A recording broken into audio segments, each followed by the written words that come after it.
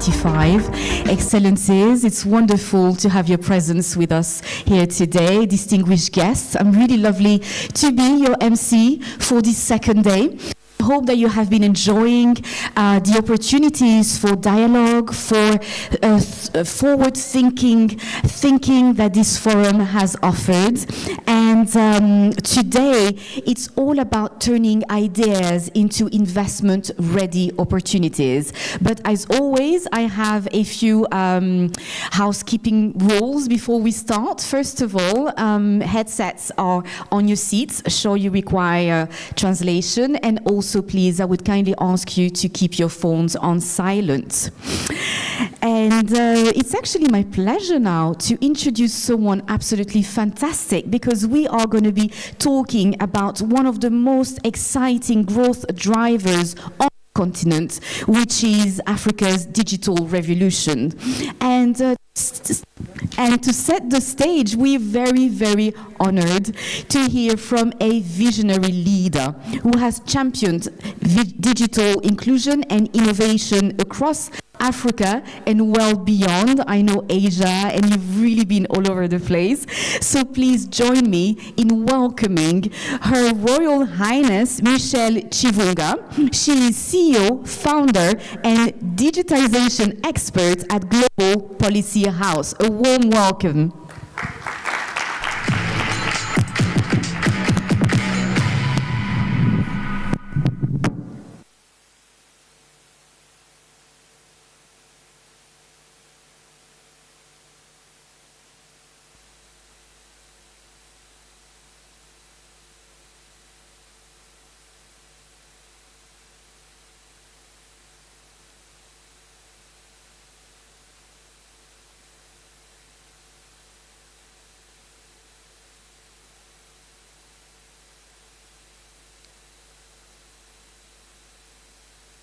Yes, here we go.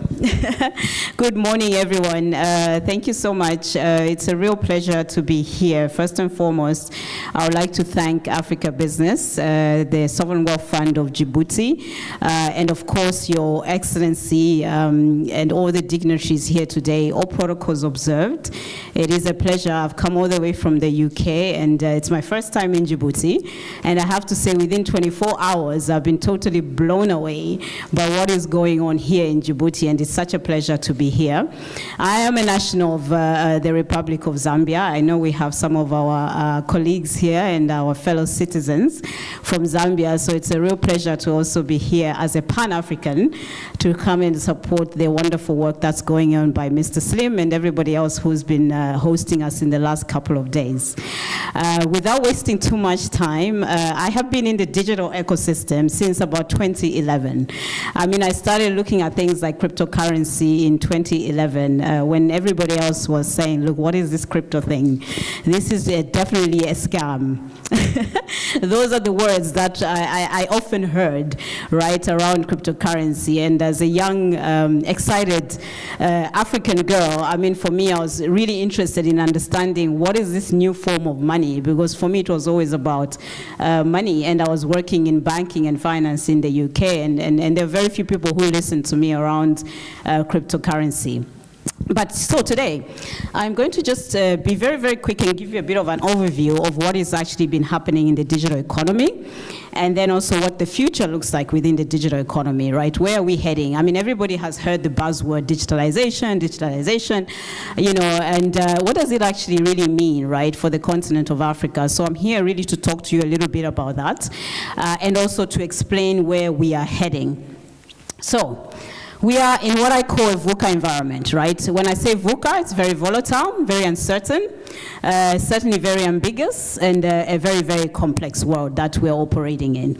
I've picked one particular sector. I'm talking about trade in general, partly because of what's happening globally and the geopolitics that we've had in recent times, in the last couple of days or so. Obviously, with the trade tariffs and the changes in geopolitical climate as a whole, is going to present a very challenging but also very interesting macro environment in which we operate. So without going straight into digitalization, we have to understand the environment in which we are operating in. So it's a very, very volatile and complex economic environment that we're operating in, and how do we deal with that? Of course, with trade, I've kind of picked this image partly to just show you guys the complexity within the trade ecosystem, right? So we've heard a lot around the tariffs and, you know, the tariffs coming from the United States, the impact of the tariffs for the African continent. What does that mean? I've had people call me on the phone and say, oh my God, it's crisis because we're no longer going to be having aid or finance coming from the US and it's totally over. And for me, it's like, no, actually, it's a massive opportunity for Africa to drive its own agenda, for Africa to leverage other alternative sources of capital, generate new capital in the form of digital money, for example. So again, we're operating in this complex environment, but there's massive opportunities. And I've already seen it in Djibouti, right? So that's why I'm very, very excited to be here. So within, you know, in the complexity that I've described, and when you look at this image, really, this is more around trade and all the different steps that need to be followed and players that, you know, have to interact within a trade ecosystem or supply chain, right? Just bear that in context as I go along with some of the description. But we want an environment that is obviously African-led, you know, trade ecosystem that's African-led, a trade ecosystem that can leverage emerging technologies and digital economy for the best. So in context, I mean, Africa is predicted, I think, I don't know if it was, I think Google and IFC predicted, you know, that the digital economy in Africa is going to get to about $180 billion by 2025. I think we're en route to try and hit that. So it's a huge dynamic, you know, ecosystem, and we need to be able to take advantage of the digital ecosystem that we're talking about. So in Africa, what is fueling digital economy? What do we mean by digital economy? I'm talking about things like e-commerce, you know, digital trade, mobile money. We've seen it across many of the countries that we're talking about across Africa, and that is growing rapidly day by day. I think in Africa alone, we've got about 800 million accounts, you know, mobile money accounts, a leader in the world, right? Number one in the world, actually holds about 50% market share in terms of mobile money penetration, so huge penetration. And then, of course, we have, you know, I think over $2.5 billion of daily transactions in mobile money transactions in Africa. I've not seen those numbers anywhere in the world, and I have traveled across the world. So again, how do we leverage what we actually have within the digital economy? For me, there are a number of steps that we need to follow, and this is one of the main images I think I want you to take away with you today. So bearing in mind that we have a youthful continent, you know, everybody kind of, when I meet people who are not from Africa, a lot of people come to me and say, oh my God, Africa has lots of minerals.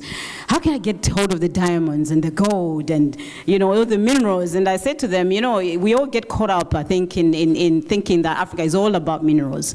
Actually, Africa holds one of the best, most important assets in the world, and that is actually the youth. For me, I believe, right? So if we're going to invest in the youth and support the youth, you're actually going to grow your economies. And of course, you're going to leverage the digital ecosystem. So we are very, very much looked at jealously, actually, by many parts of the world, because we have a very youthful continent. But I feel like the youth actually have to have a bigger voice and a bigger say in what happens in the continent, because they are driving quite a lot of things that are happening. So how do we look at, I mean, in terms of digital economy, how do we drive the digital economy? How do we leverage digital economy? Here I've given a very, very simple image to just illustrate where we need to head.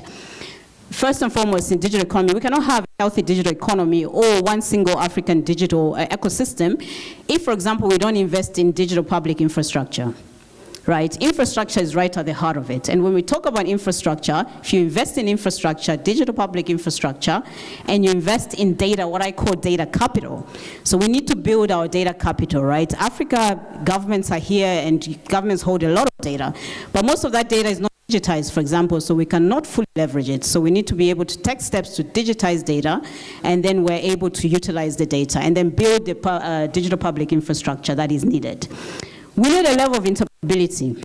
I've heard many countries, we have, you know, digital payment systems here, we've got blockchain systems here, we've got artificial intelligence systems here, but are those systems interoperable with each other? We've heard about the African Continental Free Trade Area. I've worked with His Excellency Wamkele Mene and the team from the Secretariat on drafting the Digital Trade Protocol, for example. But how interoperable are our systems that we're using? And what I mean by interoperability is, how do we ensure systems are able to operate and cooperate with each other? So we can't go off in Zambia and be building our own individual system, but we want to trade with Nigeria, with Kenya, with South Africa. And we're not able to do that. Same thing with money, right? How do we ensure that we have monetary interoperability, right? Our currency issues, our forex issues that we have, we need to start to deal with those challenges and build an ecosystem, because all that is required to drive a healthy digital ecosystem. Certainly also, so what do we need to do?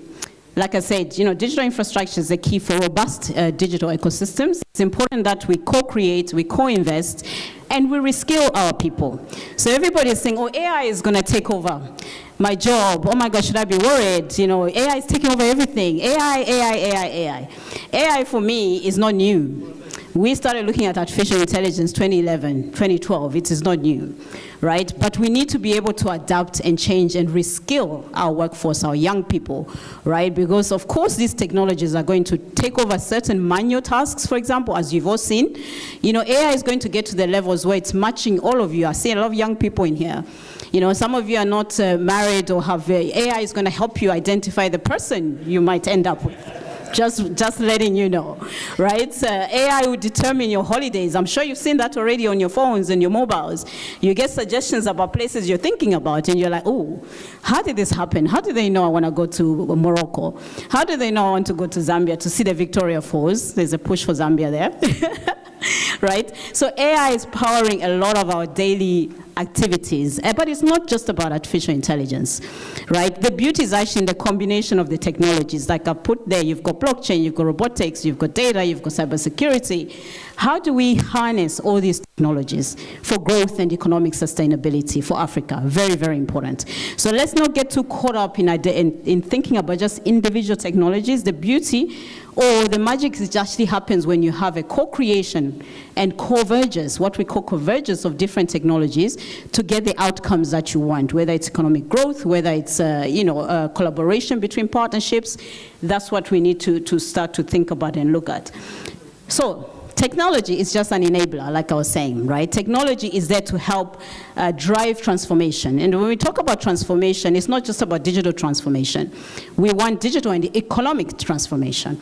We want monetary independence, right, for countries. In order for you to do that, you can do that by leveraging data. All the things I've talked about is all about data. Right? Everything is data, data, data. All these technologies are powered by data. So if you've got poor quality data, you haven't got enough data, or your data is stored in a very sort of poor, complex way, we're not able to leverage those technologies. So go back to my point earlier on, we must build data capital.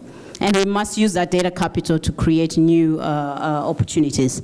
And then, of course, this is all going to lead to that sustainability and the sustainable economies that we all want. And we talk about and hear about. And we get to really deliver on the sustainable development goals.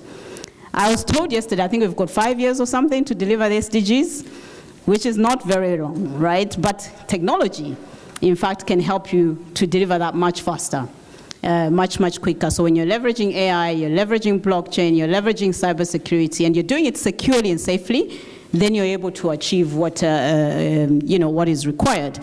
Here we've just done a simple map of what we constitute to be the actual magic or the ingredients that you need to have a healthy digital ecosystem and a digital transformation framework, right? I think all countries across Africa need to look at this and be able to take and adopt this to drive digital transformation, but also economic transformation for the countries.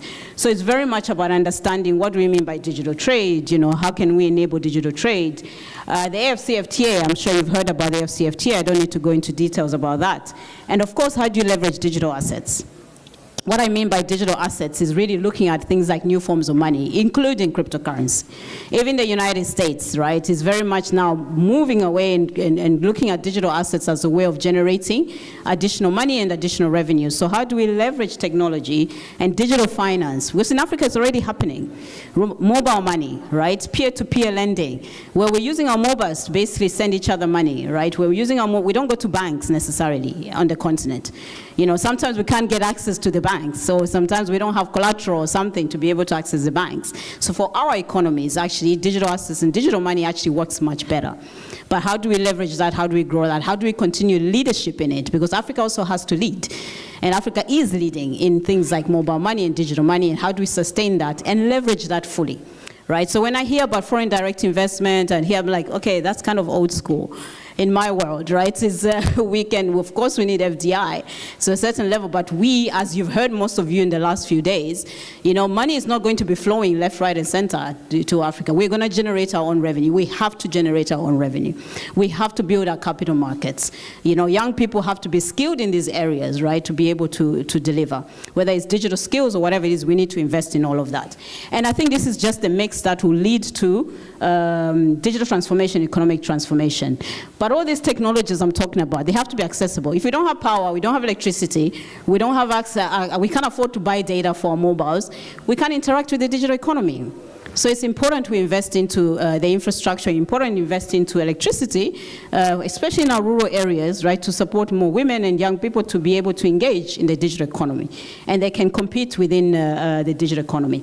Security is important. We have to have a high level of regulation. We have to regulate. When you think about cryptocurrencies and these new worlds, if you're not regulating, we've all seen what happens, with the Ponzi schemes and all of that. But it doesn't mean that cryptocurrency is a Ponzi scheme and that there's no opportunities there. We need to leverage a sort of regulation. And finally, it has to be, people have to adopt. If you're creating new initiatives with digital, with AI, people have to know how to adopt, so you have to build digital skills and support the adoption. And finally, I would just summarize and give a couple of things. I mean, here's my details, those who want to know more. I know we've got very limited time right now. But to summarize, ladies and gentlemen, the world that we know has gone, literally. Right? We're no longer in the world that we have all grown up in. We're in a new world, a world that's being led by a digital economy, a world that's being led by whether it's artificial intelligence, and that is not going to change. In fact, it's going to speed up.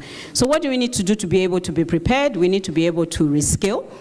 We need to be able to retrain our people. We need to make sure that we don't create digital divides, right, where some people have access, others don't. We need to make sure there's inclusivity as well. We need to look at regulation and making sure our regulations are harmonized, right? We're not creating individual regulation that doesn't make sense. And we need to be globally competitive, right? So we need to be, with everything that's happening in the world, I think Africa has a unique opportunity. The time is absolutely now. Right? I know I've heard the AI conference that has happened earlier. There's a commitment of $60 billion to go towards artificial intelligence. I would like to see actual practical actions around artificial intelligence. I think it's not so much about we're going to commit, $60 billion. What are we actually going to do to get our people to use AI? Are they skilled enough? Do they know how to? In our schools, are we teaching the right curriculum? Right? How are we supporting people to adapt into this new world? Because the new world is not going away. And in fact, we need to get, and Africa is already ahead in certain areas, like I said. So as everybody else in the world is fighting with itself or with others, it's important that Africa takes advantage, takes leadership, and also starts to create its own opportunities, especially around monetary independence and leveraging the digital economy for sustainable and economic growth. Ladies and gentlemen, it's been a pleasure. Thank you very much.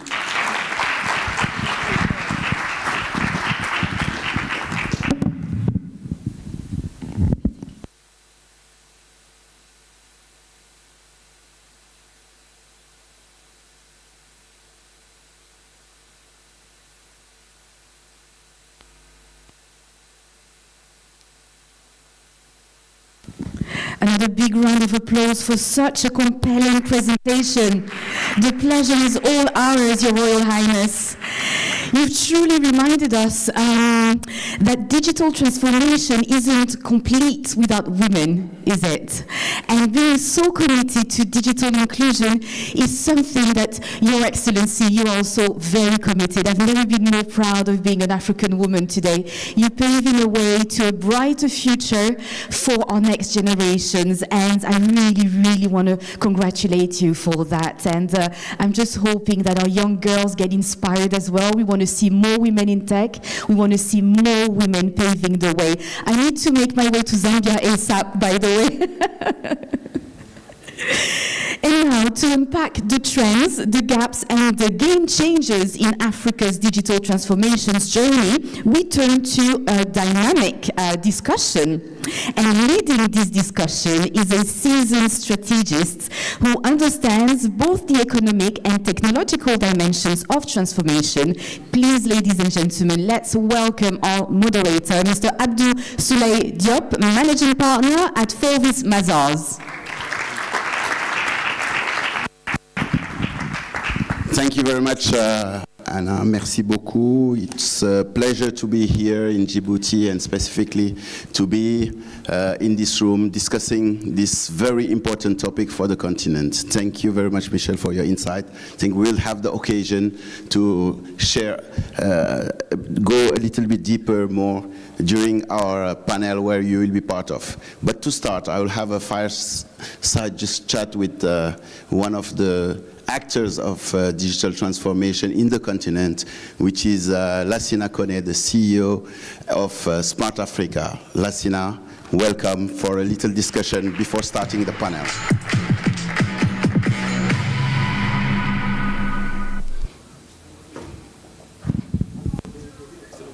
Bonjour. Ça va? Bien, oui. Bienvenue.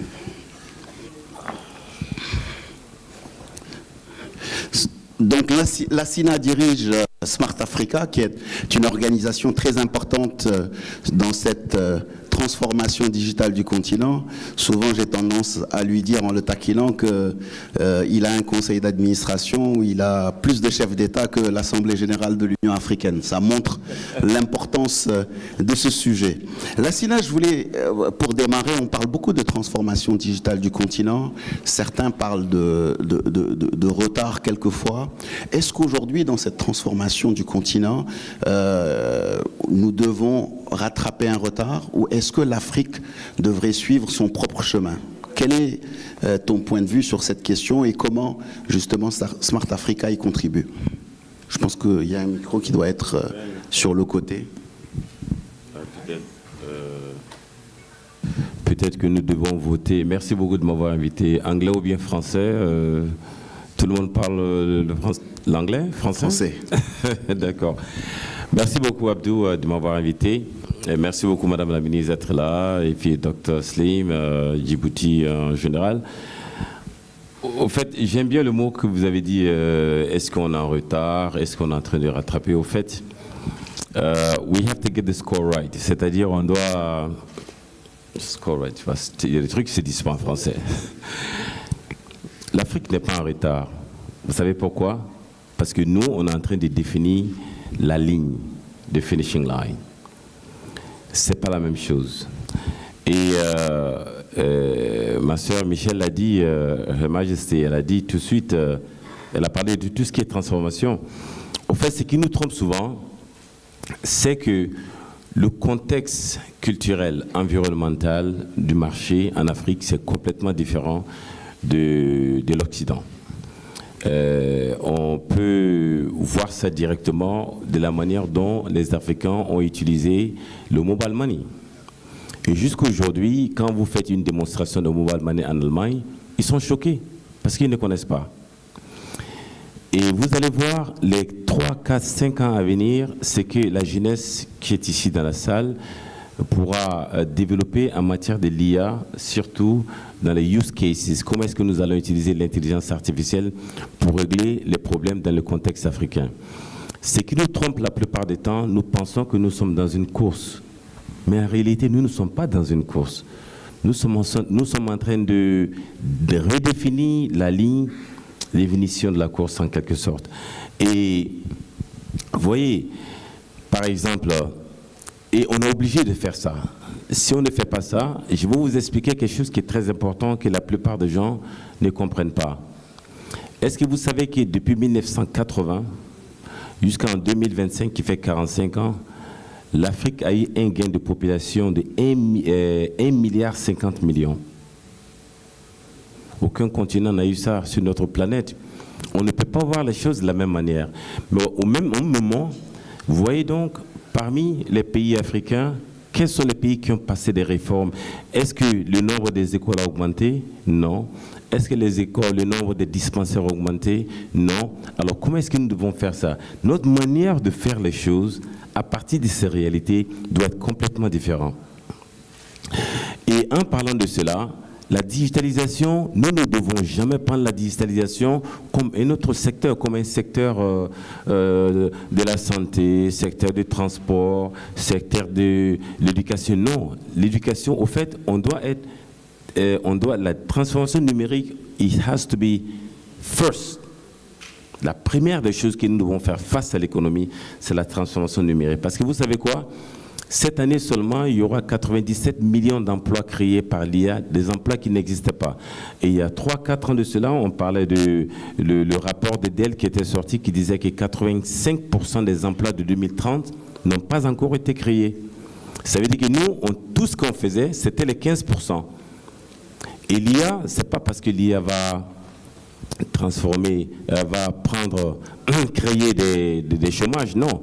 Au fait, l'IA ne va pas remplacer les gens, mais les personnes qui vont s'adapter à l'intelligence artificielle vont remplacer les gens qui ne vont pas s'adapter à l'intelligence artificielle. Donc nous ne sommes pas en retard. Et au fait, les gens qui pensent que l'Afrique est en retard, ce retard est un avantage pour nous, parce que rien n'a été fait. Parfait. Donc on a justement cette capacité de pouvoir faire des leapfrog. Donc l'Afrique doit continuer sur sa voie. On n'est pas en retard. We need to follow our own path. Extrêmement important. Justement, on est aujourd'hui à Djibouti pour traduire cela en concret. On sait que Djibouti, on l'a vu depuis hier, a beaucoup investi en infrastructure. Donc il y a ce qu'il faut en infrastructure. Maintenant, selon vous, quelles sont les étapes suivantes pour pouvoir justement transformer et réaliser cette transformation digitale nécessaire à la transformation de l'économie? Comme on le dit en anglais, here's the hard fact.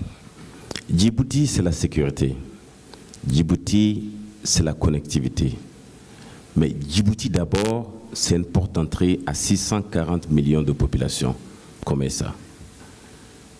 Ne voyez pas Djibouti en tant que Djibouti 1 million de population. Non. Et pourquoi je dis cela?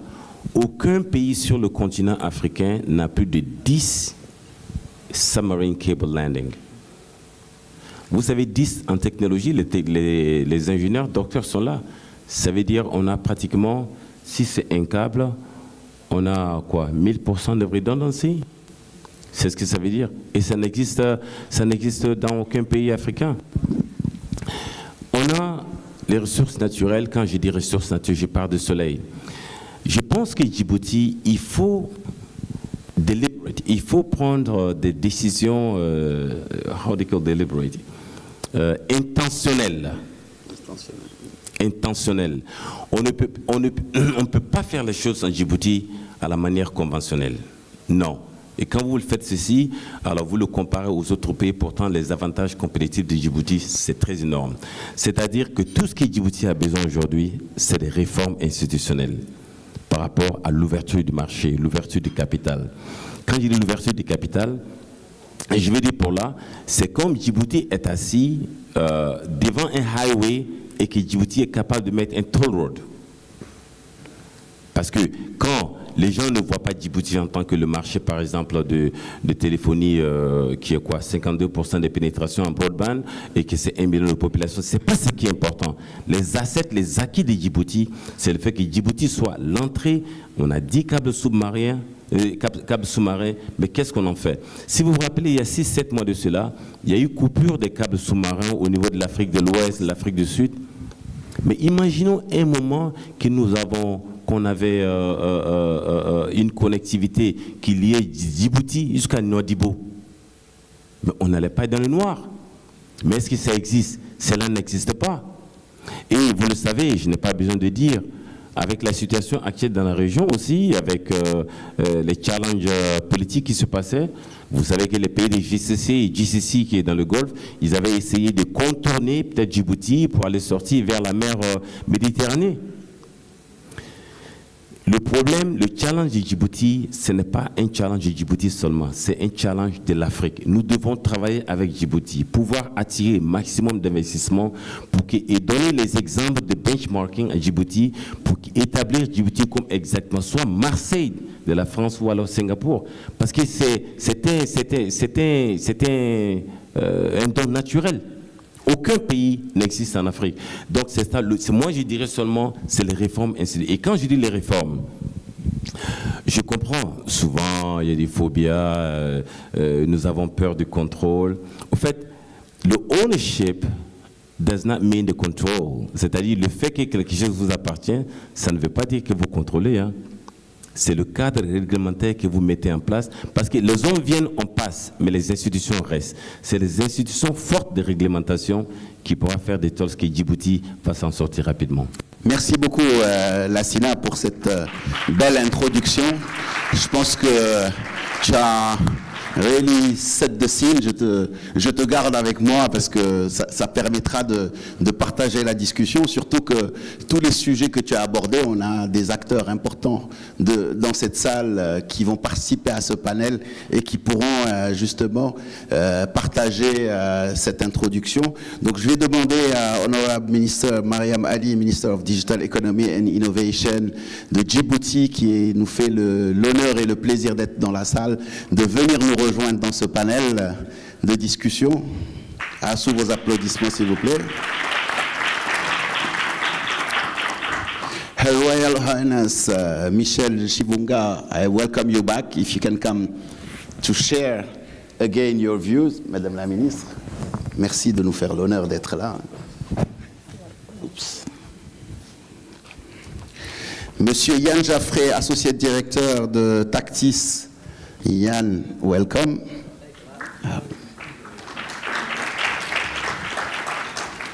Haman Aboubakar, Chief Corporate Affairs de Axion. Welcome, Haman.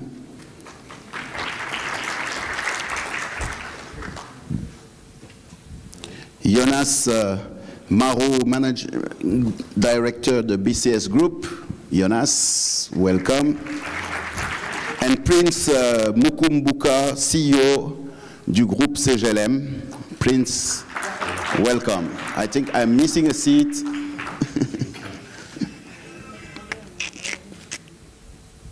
Can I have a seat, please? Sorry, Prince.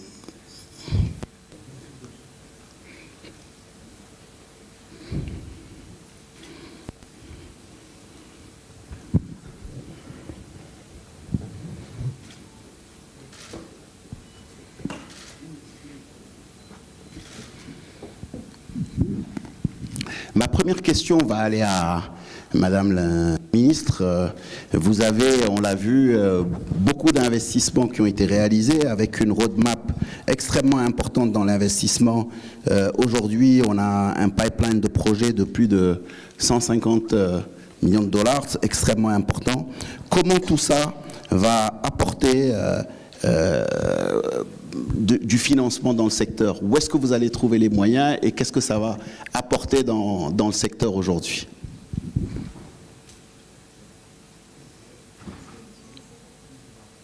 Is it working? It's fine. Merci, monsieur. Ça marche, hein, modérateur. Et je tiens à remercier Slim d'avoir choisi la thématique sur le digital, la transformation numérique, aujourd'hui qui se trouve à la fois un défi et une solution pour notre continent, la transformation numérique et le développement du secteur de l'économie numérique.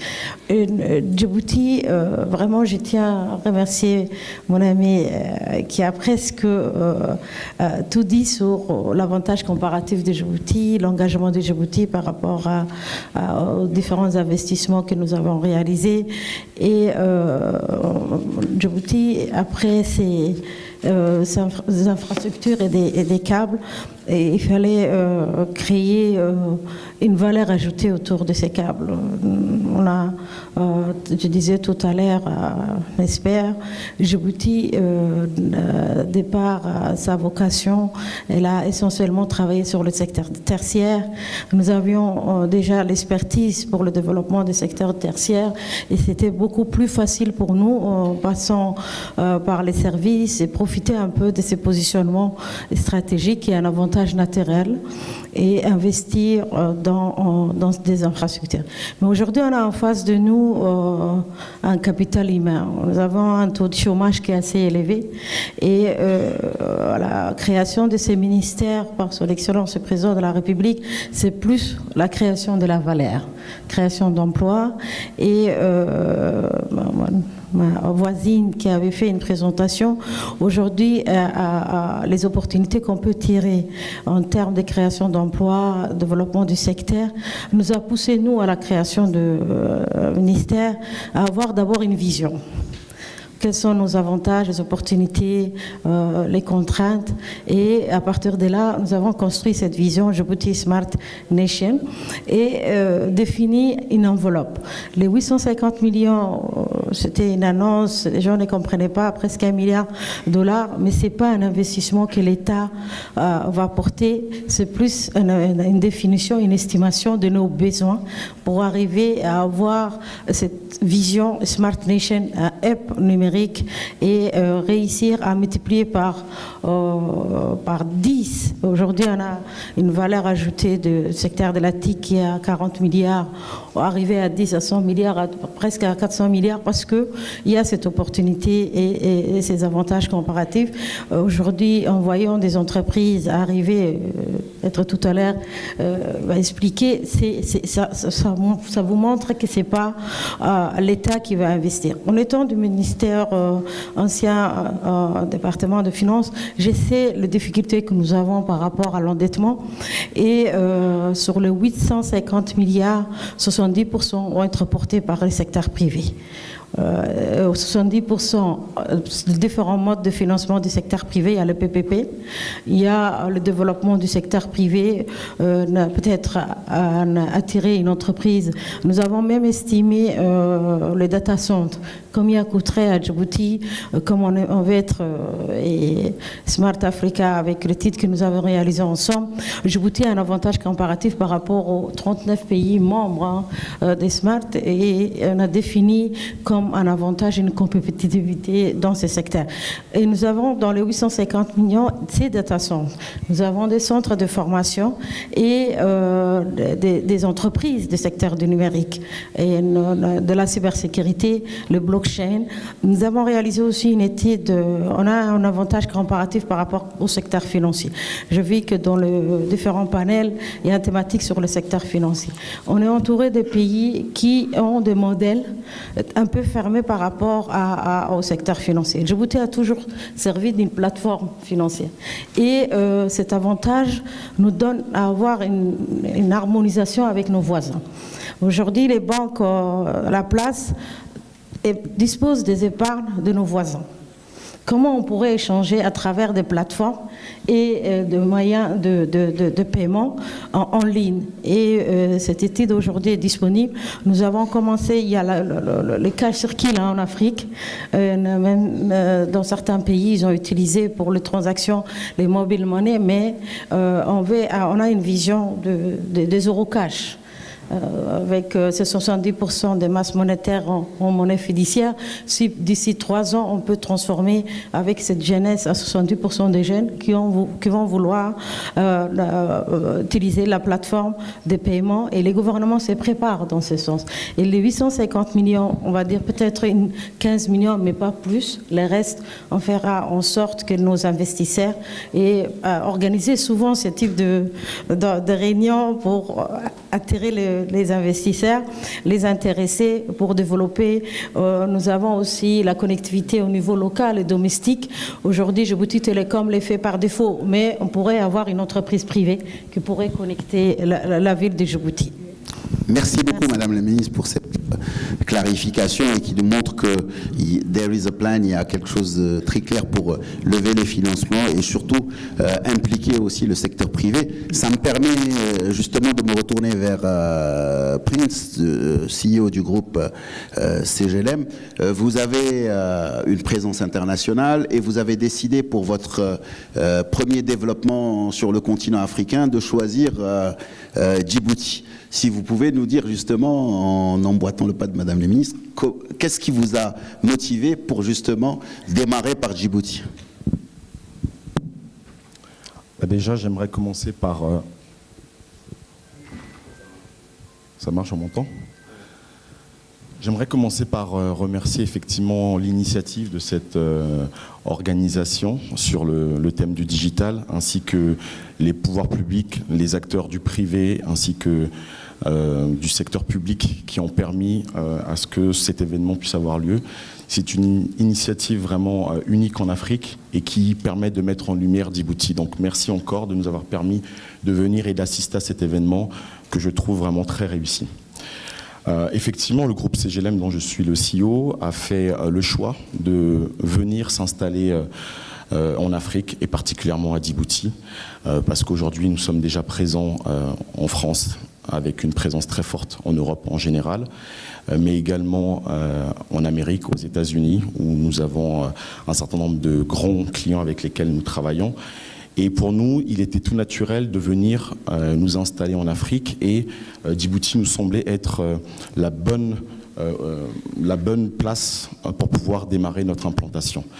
Alors déjà, j'aimerais remercier la famille Hussein, avec notamment Rayé, avec lequel nous avons échangé avant de venir à Djibouti, parce qu'ils m'ont sollicité et m'ont fait part en fait de tout l'intérêt qu'il pouvait y avoir de venir nous installer à Djibouti avec toutes les forces qu'il pouvait y avoir. Nous avons étudié et discuté de cette possibilité, de ce rêve que nous avions en commun, de faire vraiment de Djibouti une place forte du digital en Afrique. Et la première chose que nous avons étudiée, c'est le positionnement géographique de Djibouti. Djibouti a beaucoup de force, notamment c'est un carrefour du commerce mondial. Madame la ministre et les différents intervenants l'ont souligné, c'est également grâce à ces 10 câbles qui lui permettent d'être reliés au reste du monde. On fait vraiment un choix très intéressant pour pouvoir digitaliser la région. L'autre aspect également, et je tiens à remercier effectivement l'initiative de la présidence de Djibouti avec la création de ce ministère numérique, parce qu'il n'y a pas de digitalisation possible s'il n'y a pas un accompagnement de l'État. Il faut une volonté forte de l'État, une roadmap claire, précise, pour pouvoir digitaliser et faire en sorte que le pays puisse avoir une réussite dans ce secteur. Et effectivement, avec la roadmap qui a été définie, nous avons eu le plaisir de rencontrer Madame la Ministre qui nous a parlé de cette roadmap avec des moyens qui ont été mis en place également pour pouvoir permettre à Djibouti en fait, de se donner les moyens de ses ambitions. Ça, c'était quelque chose pour nous de très important. Et nous avons vu qu'il y avait une vision claire, une roadmap sur du long terme, précis et qualitative. Ça nous a rassurés sur le fait que Djibouti voulait en fait réussir sa transformation digitale et ça c'était un point très important. Et l'autre point également, c'est la jeunesse. Le potentiel que nous avons pu voir en Djibouti avec une jeunesse qui est curieuse, qui a envie d'accueillir la digitalisation. Et ça, c'est un point vraiment très, très, très important. Je vais partager avec vous une anecdote très récente. Lorsque nous avons mis en place le projet CGLM Djibouti, nous avons communiqué avec nos équipes sur les réseaux sociaux de notre venue à Djibouti. Et on a été très agréablement surpris de voir la jeunesse, aussi bien locale, mais aussi la diaspora qui se trouve aux 4 coins du globe, qui ont une compétence et une appétence sur le digital. Se dire, on est très heureux de voir que Djibouti avance, on est très heureux de voir qu'il y a des initiatives, des entreprises qui viennent s'installer et qui vont pouvoir permettre de créer un écosystème digital performant sur l'avenir. Et ils ont émis le souhait de revenir travailler à Djibouti. Et c'est ce genre de choses, toutes mis bout à bout, qui vont permettre à Djibouti de rayonner dans la région. Donc encore merci de permettre tout ça.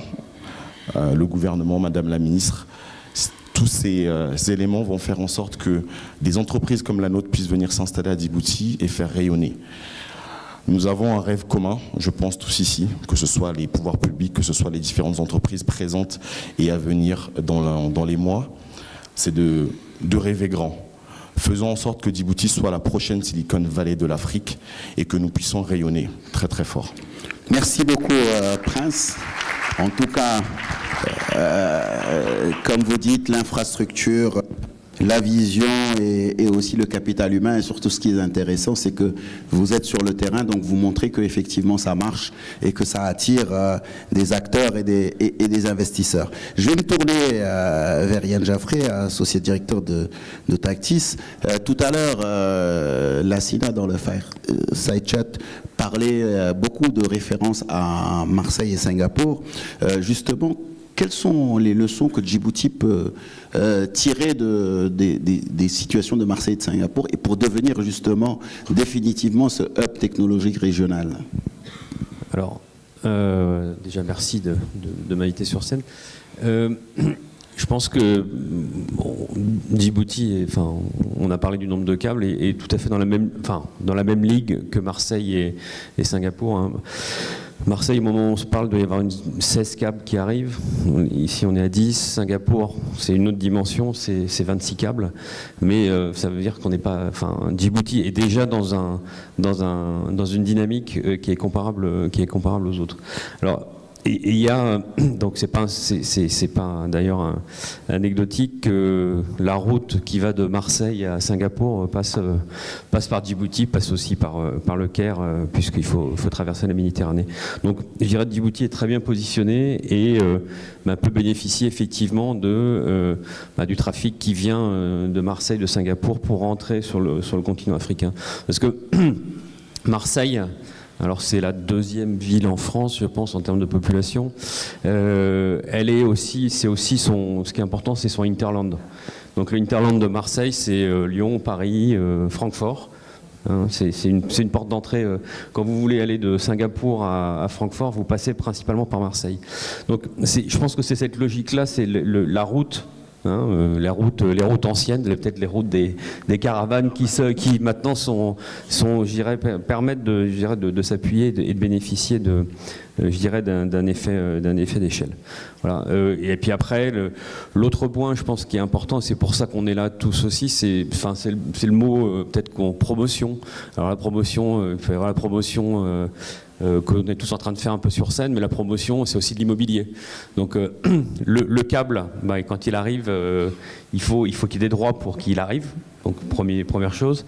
Et puis après, on construit des choses au-dessus. On construit des data centers, par exemple. Et donc quand on fait ça, on promeut, on construit de l'immobilier qui va permettre de construire des services, de s'appuyer, etc. Donc voilà. Je pense que il y a des recettes à adapter, mais il y a des choses qui ont marché effectivement sur Marseille et Singapour pour construire tout ce qu'on veut dans l'économie digitale.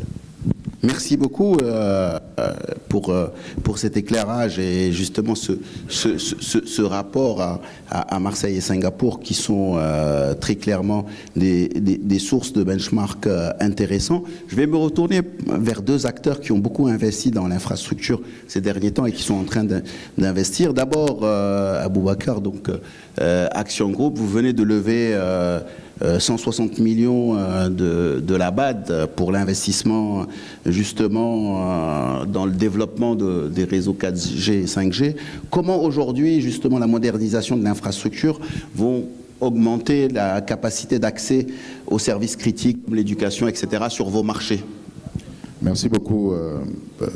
Alors, juste alors sur cette somme que nous venons de lever à la BAD, donc le processus effectivement est en train d'être finalisé, mais effectivement l'objectif c'est en premier lieu d'accroître notre connectivité, d'accroître notre qualité de service, parce que la qualité de service reste un challenge. Madame le ministre a évoqué tout à l'heure les projets importants de digitalisation. Mais il faut noter que dans tous les pays, l'élément essentiel et le pilier essentiel sur lequel repose, par exemple, la digitalisation des services, c'est effectivement d'avoir un service disponible et un service de qualité. Donc, pour répondre à la question, l'objectif pour nous, c'est d'accroître notre qualité de service en premier lieu, de s'assurer qu'on crée une expérience client inoubliable. Et au-delà de ça, bien sûr, effectivement, une fois que la qualité de service est présente, une fois que les gens peuvent bénéficier d'une connectivité abordable, ça va pousser, ça va driver en quelque sorte des services importants et critiques pour l'État, comme effectivement le e-school, le e-government. Et à cet égard, au niveau du groupe Action, nous on travaille déjà énormément avec les gouvernements sur ces différentes questions. En Tanzanie, nous avons un accord avec le ministère de l'Éducation nationale pour connecter un certain nombre d'écoles. Pour le moment, nous avons un projet déjà initial sur lequel ce financement va nous aider de 225 écoles sur 3 ans. Mais l'objectif, évidemment, c'est de poursuivre cet effort d'offrir l'accès au maximum de structures et effectivement d'accroître l'agenda du gouvernement sur les questions d'éducation. Alors, dans la même veine, on parle beaucoup d'e-government. Au niveau de la Tanzanie, aujourd'hui, par exemple, toujours nous travaillons avec l'autorité nationale en charge de l'identification sur l'enregistrement des naissances. Et effectivement, c'est un énorme projet sur lequel aujourd'hui on a déjà 10 millions de naissances qu'on a pu faire enregistrer grâce au système et à la connectivité qu'on a mis en place en collaboration avec donc, les services de l'État. Et effectivement, l'idée, c'est de pouvoir poursuivre également cette collaboration grâce à ce financement et de pouvoir renforcer la disponibilité de ces services de e-government. Et l'objectif étant pour nous, à moyen terme, d'atteindre dans les 5 ans 13 millions de personnes, enfin d'enregistrements supplémentaires de naissance. Donc voilà, en quelque sorte, voilà les exemples concrets à quoi serviront ces financements. Merci. Merci beaucoup, Aboubacar. In the same perspective, Jonas Bessis Group has just completed the investment on the Lake Tanganyika submarine cable, so giving access to more than 10 million people in the regions where you are. Today, how can this infrastructure really attract investors to future digital critical services, and how you leverage on all the infrastructure that is also in the region, specifically in Djibouti?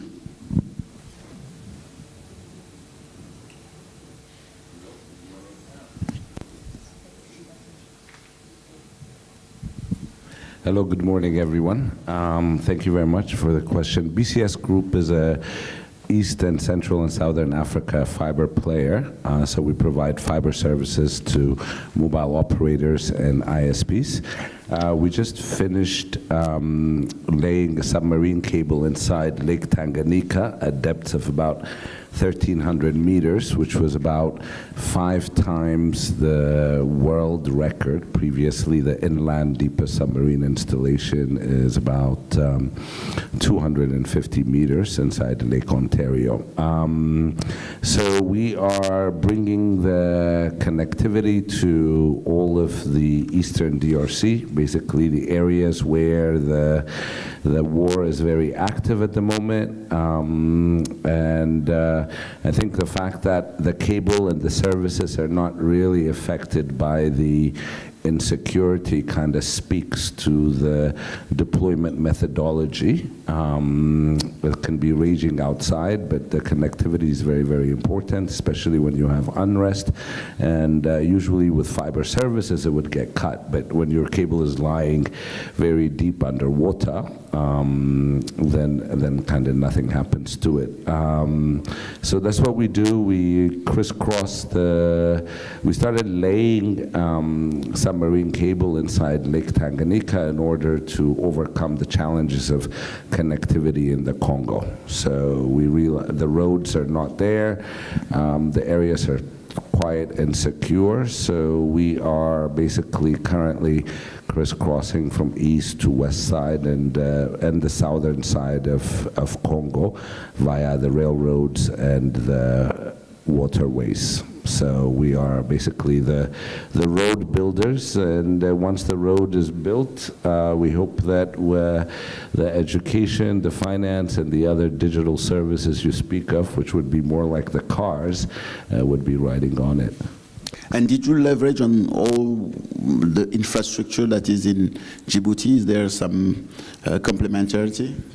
Oh yes, very much so. So we were first a customer of Djibouti Telecom starting in 2012. So I'm a founder of the business, and we have submarine cable. We have ownership in submarine cable that goes from Mombasa to the UAE. So in July 2012, that cable got cut. And we signed the order forms with the supplier, and they said, they gave us a lead time of 2 weeks. I said, 2 weeks? I'm like, I'm from Ethiopia. I'll go get this done in 2 hours. So I hopped on a plane, arrived at 2:30 a.m. and Mohammed, I don't know if he's here, but who runs the Djibouti Telecom International business, he found me waiting outside his office at 7:30. By 9:30 a.m. we were reconnected and services back up. So since then, Djibouti is a very, very important place in our business. Out of the 10 submarine cables that land in Djibouti, we have capacity and services on at least 4 of them. And we're currently hoping to work with Djibouti Telecom to establish a low latency link from Djibouti cutting through Ethiopia down to Nairobi. The distance between Nairobi and Djibouti via Mombasa and the undersea cables is around 4,000 kilometers, while the distance between Nairobi and Djibouti via the high voltage electricity lines that we carry fiber services on is only 1,800 kilometers. So, and it's light signals, the shorter the distance, you get an equivalent improvement in speed of internet. So, very much so. Thank you very much. Thank you very much for this insight on what you are doing in the continent and all the investments going on. Let me turn to Her Royal Highness Michelle. You're also investor and advisor, and we are seeing that a lot of things are going on in investing in infrastructure in the region. For you, what are the digital infrastructure gaps where investors should really go and prioritize to really unlock the opportunities, specifically in Africa when we talk about education, healthcare across these emerging markets? Yes, yes, hello, can you hear me? Not yet. Hello?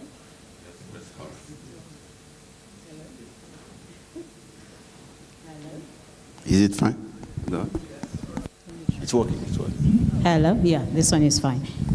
No, that's a great question. I think as investors, so we work as part of syndicate of investors, right? We have over about 4,000 investors across the world. They're very interested in Africa, but a lot of them really have a very poor understanding of the continent, number one. So I think your question would be very helpful for them as well, those who are listening, right, in terms of what can you invest in on the continent. But I think, based on what we've discussed and we've heard from colleagues here on the panel, one of the areas that is really required, I think, and should be prioritized is really investment around things like renewable energy. And supporting renewable energy, because if you have renewable energy, then like I said earlier on, we're able to provide that connectivity. And of course, things like broadband services need to be invested in. So I think to begin with, we need to look at how do we close those gaps, especially around the connectivity gaps that we have. How do we support digital infrastructure? Like I said earlier on, infrastructure really is the key. to be able to take advantage of that digital economy. So we need to invest into digital infrastructure. We need to look at, investing into data centers, cloud services as well, right? I think on the continent, we need to create our own clouds, if you like, and invest in that, right? In order to have those cloud services, you need to invest quite heavily. Other kind of gaps as well that I see, for example, I will kind of point again, I think, digital skills upskilling. I know a lot of the governments are already looking at this and supporting, people to get digitally savvy, right, and skill up our human capital. But I think more revenue can actually be directed towards digital education, supporting young people, but also supporting government itself, right, in terms of building capacity within government, so they understand what it is required, especially around things like emerging technology. Not everybody understands AI.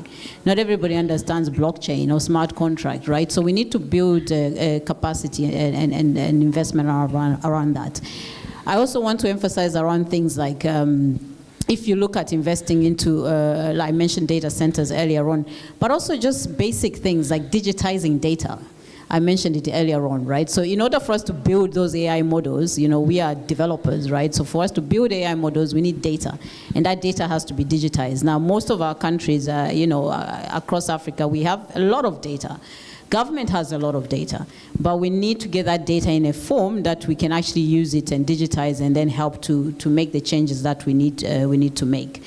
I also think the investment also needs to be directed towards, hard and soft infrastructure. The gentleman there talked about your experiences in setting up the sea cables and, fiber optics. I think a lot of investment needs to go to be directed towards that in Africa. But my number one choice actually would be investing. If I had to invest today, I want to be able to invest into broadband and connectivity, because I know that will lead to young people having access, right? Young women who are women traders and business owners, they're able to get access to that affordable internet, that affordable data, in order for them to participate in the digital economy and to, deliver digital trade, for example. Thank you.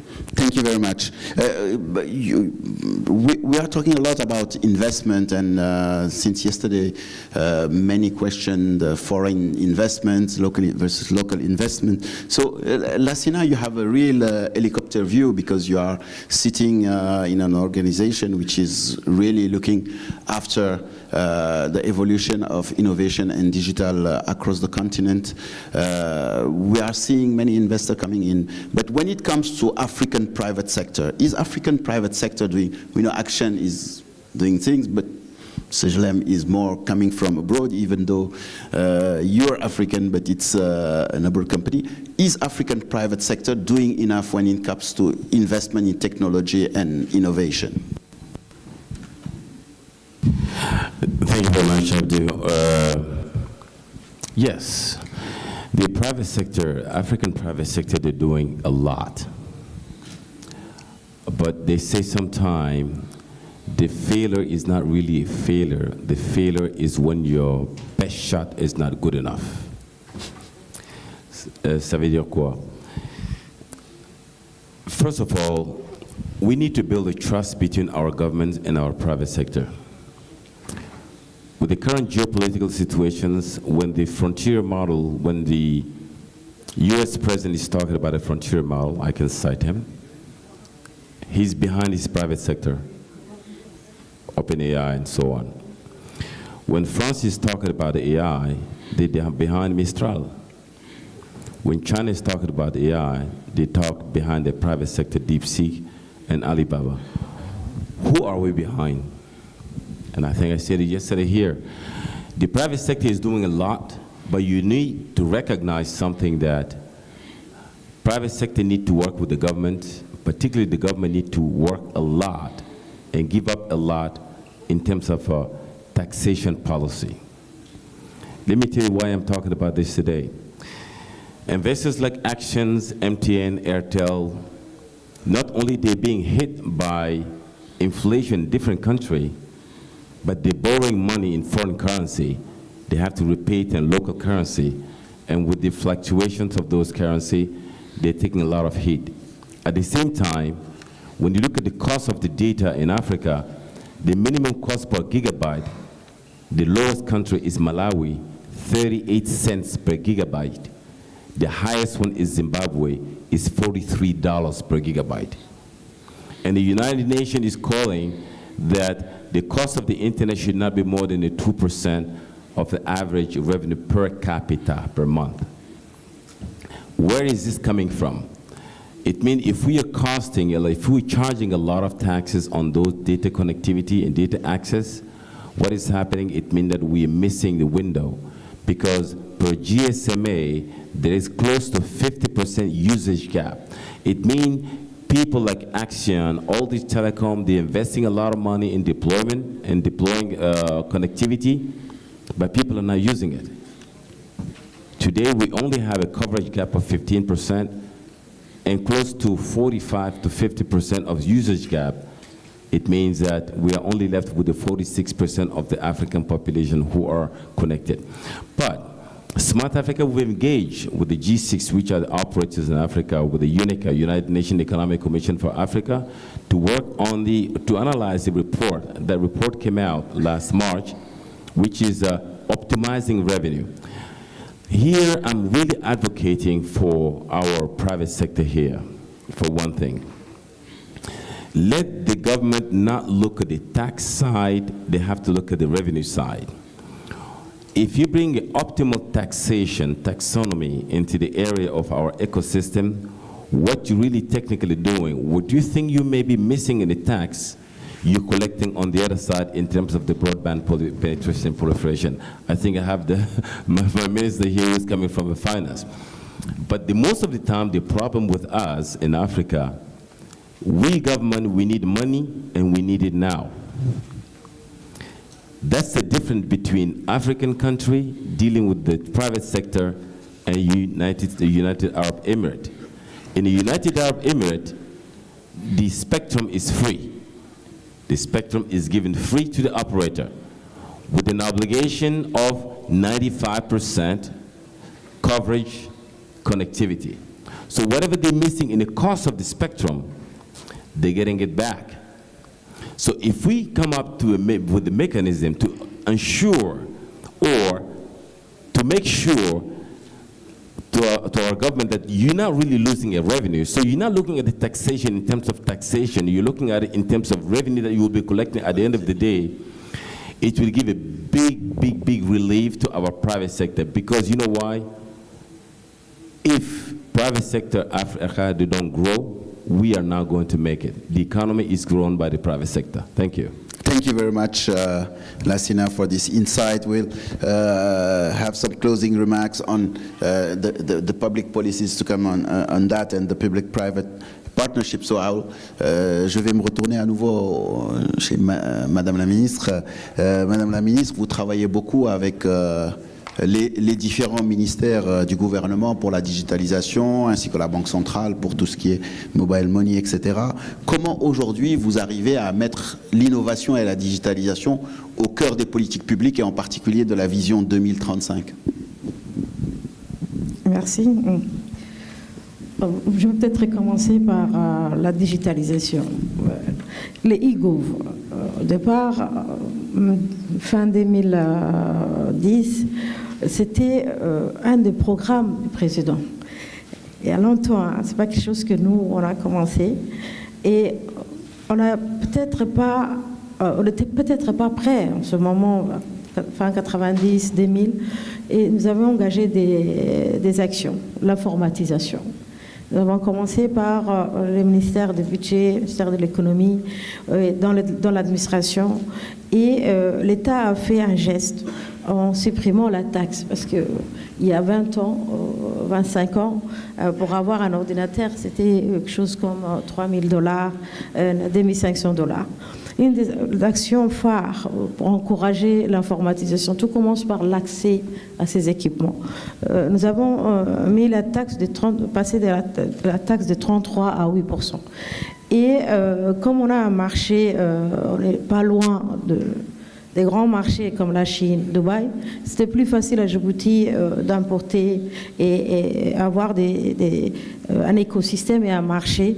Aujourd'hui, un portable coûte au même prix que sur le marché de Dubaï.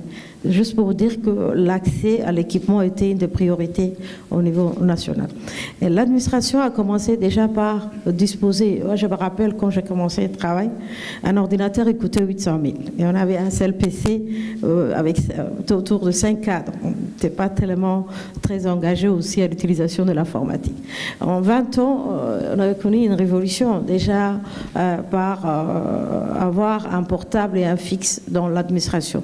Aujourd'hui, souvent j'ai fait rappel à mes collaborateurs, je dis tous les 2 ans vous veulent changer d'ordinateur et d'équipement. Et l'équipement étant disponible, pour nous, c'était beaucoup plus facile d'utiliser les plateformes, les solutions. Et nous avons commencé par le secteur privé. Le port de Djibouti a aujourd'hui une plateforme d'interopérabilité des PCS. C'est vrai que tous les ports ne sont pas connectés encore, mais les transitaires et les agences maritimes vont le confirmer. À l'instant où le conteneur quitte une destination, soit la Chine, soit Dubaï, l'information est disponible au port. La révolution par rapport à ça. Et puis après, il y a l'administration centrale. Il y a 5 ans, nous avions signé un PPP. Vous voyez, on encourage souvent les secteurs privés au ministère de l'Intérieur pour avoir une plateforme de biométrie. On était le 2e pays après le Nigeria à avoir la biométrie. Maintenant, au niveau du ministère du budget, c'est juste pour vous faire un état des lieux, un bilan. Et, il y avait toute la partie chaîne des dépenses, fiscalité, au niveau de la douane, le système d'information était disponible, le fonctionnaire qui travaillait était formé, le papier est toujours là, hein, c'est une pratique, mais le secteur privé le confirmait. Les liens, en fait, les institutions en relation avec les citoyens, les secteurs privés, nous avons vraiment investi pour que l'information soit disponible et surtout accessible. Et aujourd'hui, le plus qu'on peut apporter, c'est le paiement. Comment un transitaire depuis chez lui peut être en relation avec les services comme le port, la douane et payer directement avec les banques. Nous avions aussi le secteur bancaire. On a aujourd'hui 12 banques, mais une trentaine d'années, on était autour de 3 banques. Et les banques ont commencé à encourager la digitalisation et on peut payer toutes les factures eau, électricité, télécom. C'est à nous aujourd'hui d'apporter cette petite formation parce qu'on se déplace toujours au service commercial pour payer. Une partie de la population est toujours dans les cash, mais la transformation est vraiment, depuis 5 ans, très engagée. Des fois, il y a des ministres que je n'arrive pas à rattraper. Ils sont tellement en avance. Et je dis, écoutez, avancez, mais évitons une chose.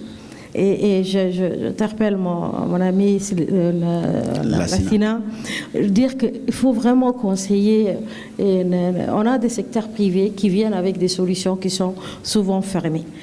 Là, on m'a appris une solution qu'on a payée à 10 millions de dollars qu'il faut changer parce que la société a fait faillite ou l'entreprise. Je crois qu'il y a ce problème et essentiellement, on travaille avec ces entreprises. Comme le pays n'est pas grand, je vais suivre le secteur privé. Je vous invite à avoir un GovStack, un open source parce que nous sommes c'était une technologie qui évolue vite. Là, dès qu'un système se bloque, si la société a disparu ou le produit n'existe pas, il faut abandonner la transformation. On est vraiment prudent par rapport à ça. Il y a un point important dans la transformation numérique, c'est la cybersécurité.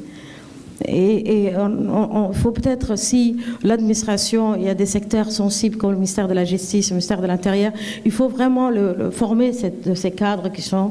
Et le ministère a pour mission de faire, c'est-à-dire encourager les départements sectoriels à s'équiper, à vraiment être vigilants et ne pas se précipiter dans la digitalisation. Il faut vraiment qu'on mette en place l'interopérabilité, l'ex-road, et on s'inspire beaucoup du modèle estonien, qui est aujourd'hui un modèle important.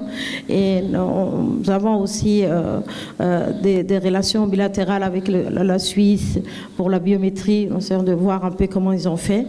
C'est le secteur privé, la Poste, qui travaille sur la biométrie en Suisse.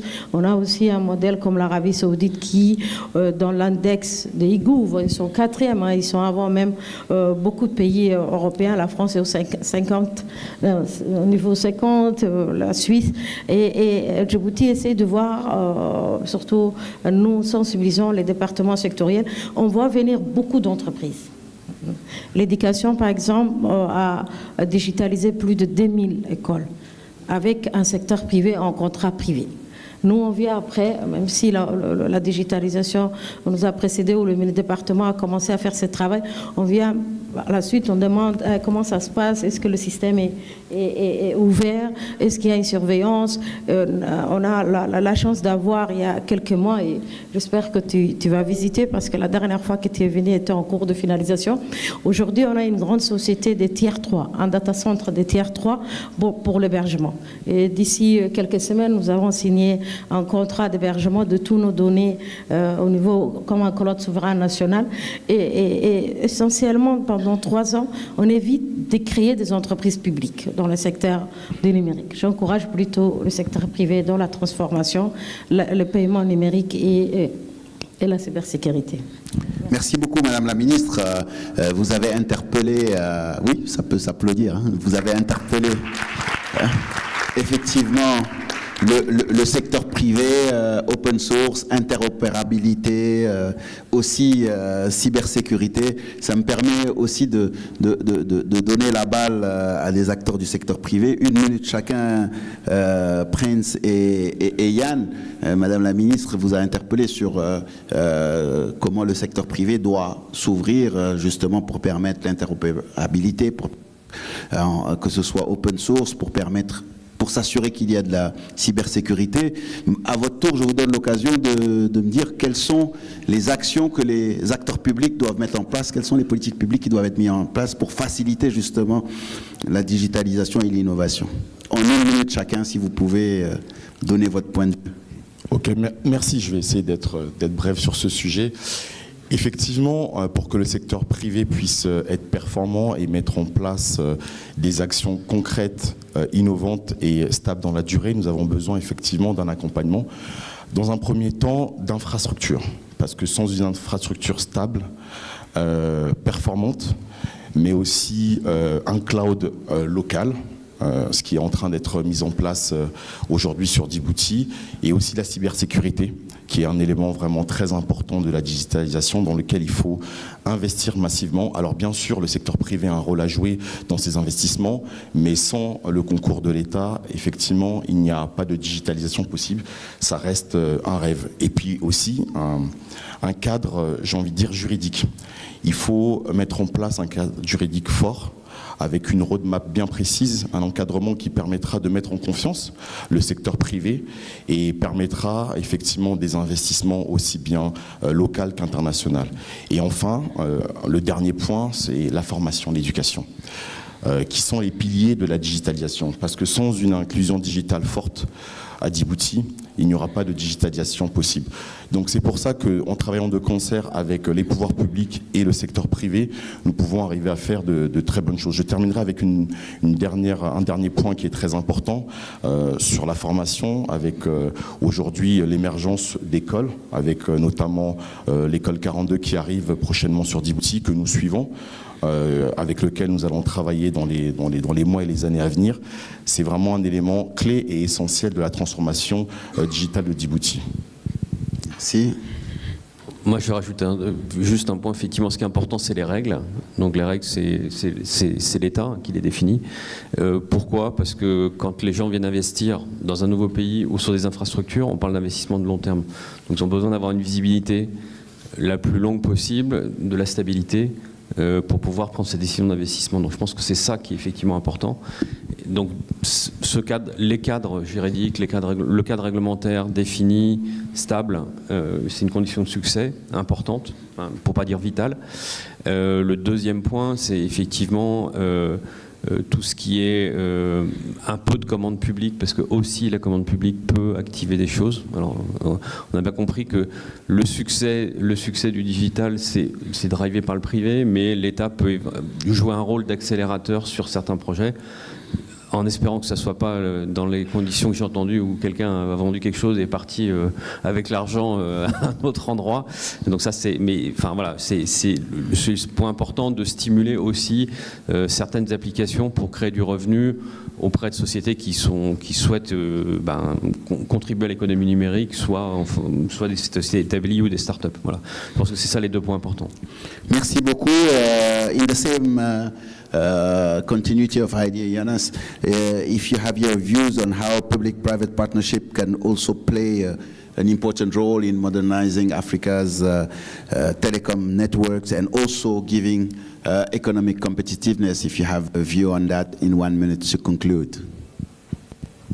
Yeah, we are subjects of government, and government is our boss. So I don't know if you can be partners with your boss unless it's your wife, but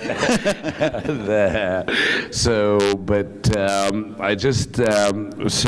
I could say a few things about what they can do for us. I think to just reiterate one statistics that the gentleman, the CEO of Smart Africa had mentioned, is on taxes and how highly taxed it is.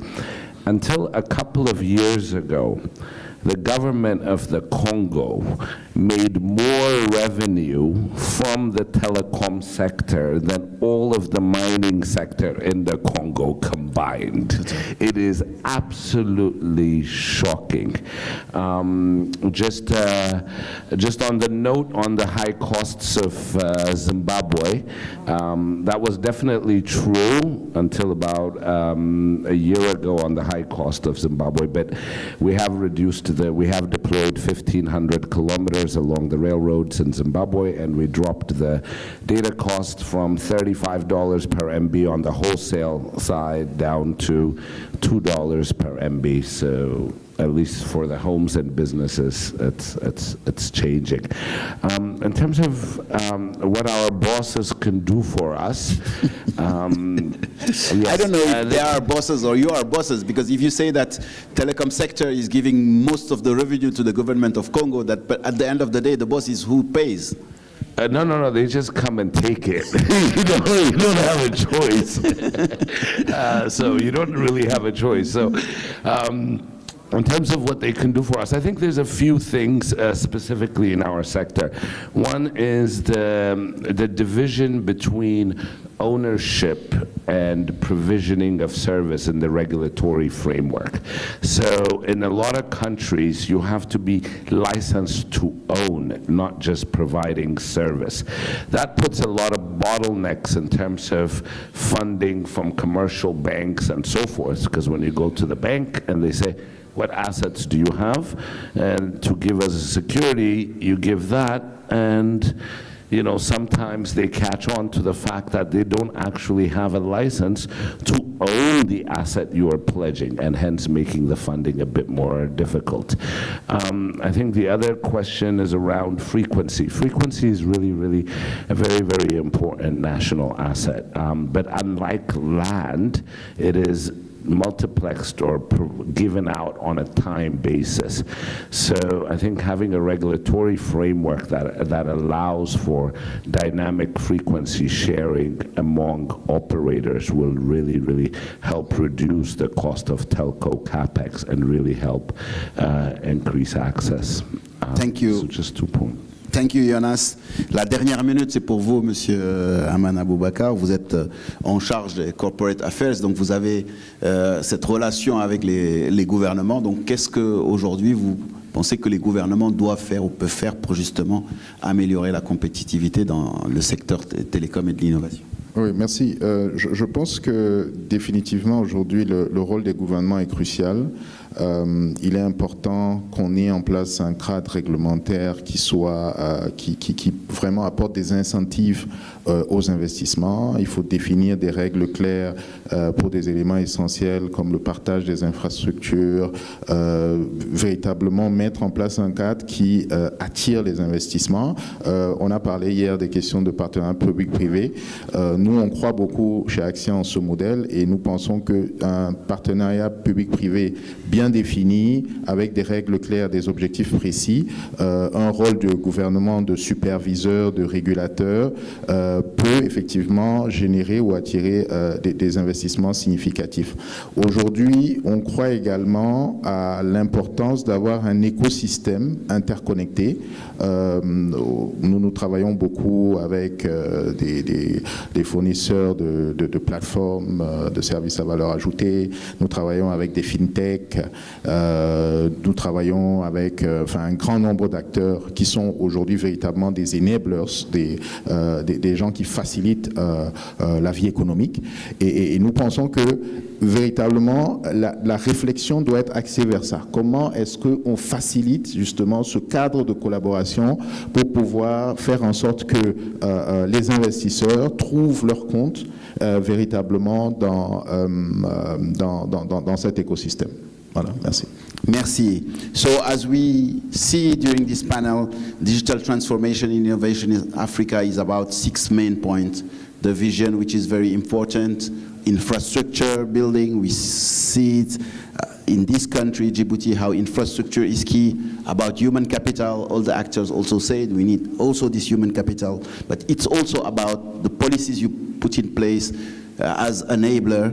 It's about public-private partnership, and at the end, we need to follow, as Lassina said, our own path, because the important is not where we start from, but it's more the finish line. So a round of applause for our great panelists.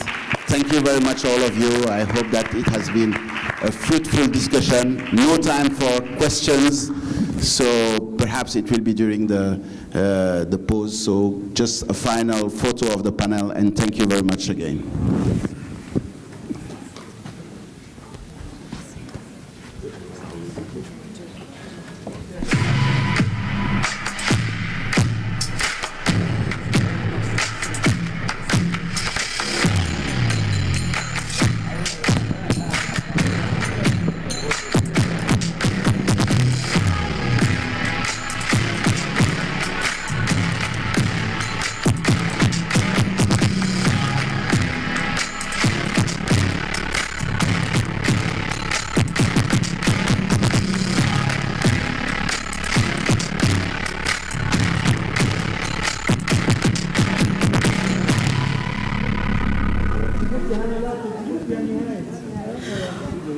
What a fantastic discussion. Thank you so much. Really congrats. Well done. C'est facile. Non, le modérateur aussi. Hein. Ouais. Bravo pour le panel, c'était top. Et notre ami de Mazar. Ouais. Top.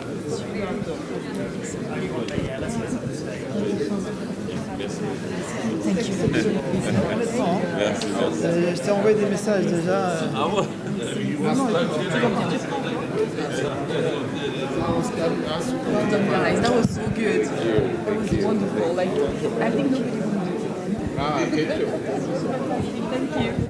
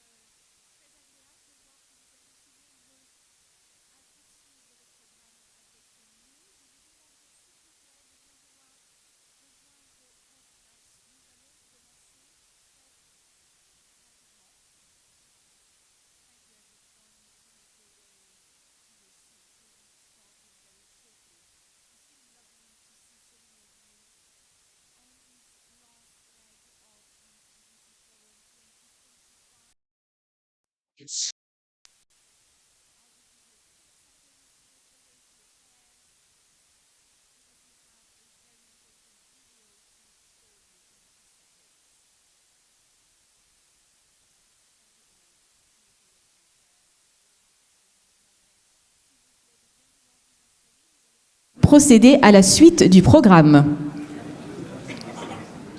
All right. Well, we begin, as I said, this long stretch of our program with a very special message from one of our most valued partners.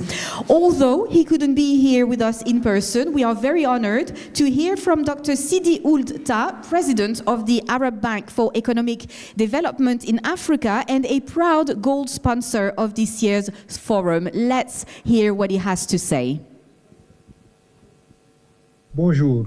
C'est un grand honneur pour moi d'être parmi vous, même si c'est virtuellement. J'aurais bien aimé partager avec vous des bons moments à Djibouti, mais malheureusement, des contraintes de dernière minute m'en ont empêché. Je voudrais néanmoins vous dire que je suis avec vous. Et je voudrais remercier et féliciter son Excellence le président Ismaïl Omar Guelleh, président de la République de Djibouti, chef de l'État, pour son leadership exemplaire qui a transformé Djibouti et en a fait une place stratégique dans l'économie africaine, mais aussi dans l'économie mondiale. Je voudrais saluer aussi l'initiative du Fonds souverain de Djibouti pour organiser ce forum qui vient à point nommé, à un moment où l'Afrique représente un enjeu mondial grâce aux potentialités qu'elle recèle. Donc, débloquer les potentialités de croissance en Afrique et dans le monde constitue un thème important et qui me tient particulièrement à cœur au vu de mon expérience de banque et de développement et surtout mes 10 dernières années à la tête de la Banque arabe pour le développement économique en Afrique, BADEA, mais aussi ma vision pour les 10 prochaines années en Afrique.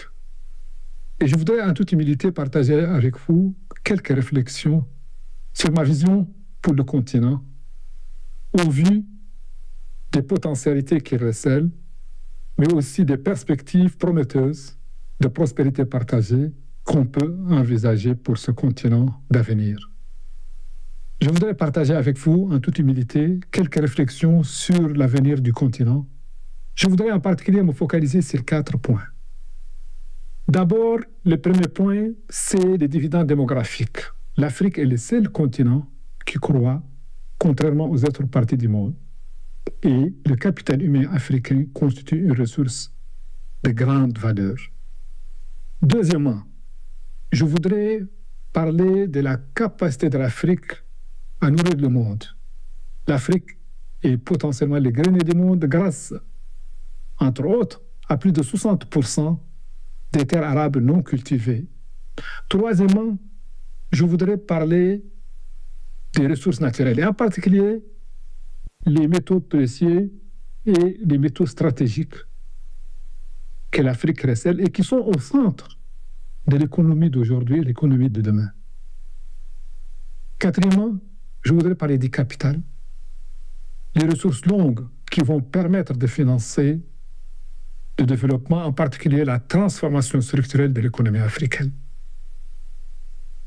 Grâce à ces potentialités, l'Afrique pourra envisager la prospérité partagée et l'Afrique deviendra une place incontournable dans l'économie mondiale.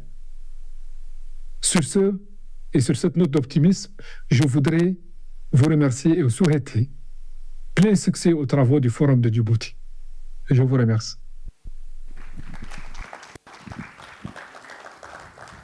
Wonderful message there from Dr. Tam. And now we explore a topic that's on every investor's mind, uncertainty.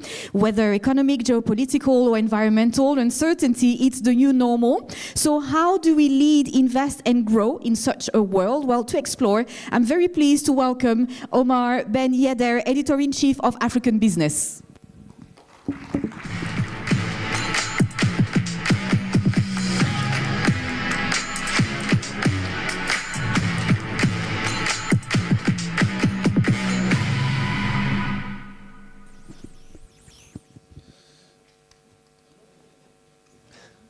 And it's my distinguished pleasure to have Professor Carlos Lopez with me and Mr. Sam Mambo with me to discuss this very important topic and navigate this turbulence. But I hear it's going to be a soft landing, I hope.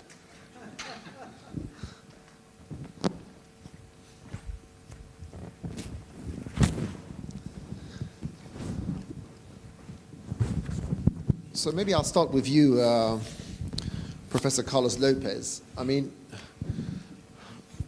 I don't want to tell this audience that you're highly experienced and you've seen many crises over the years, because I know that you're still young at heart and resilient and energetic.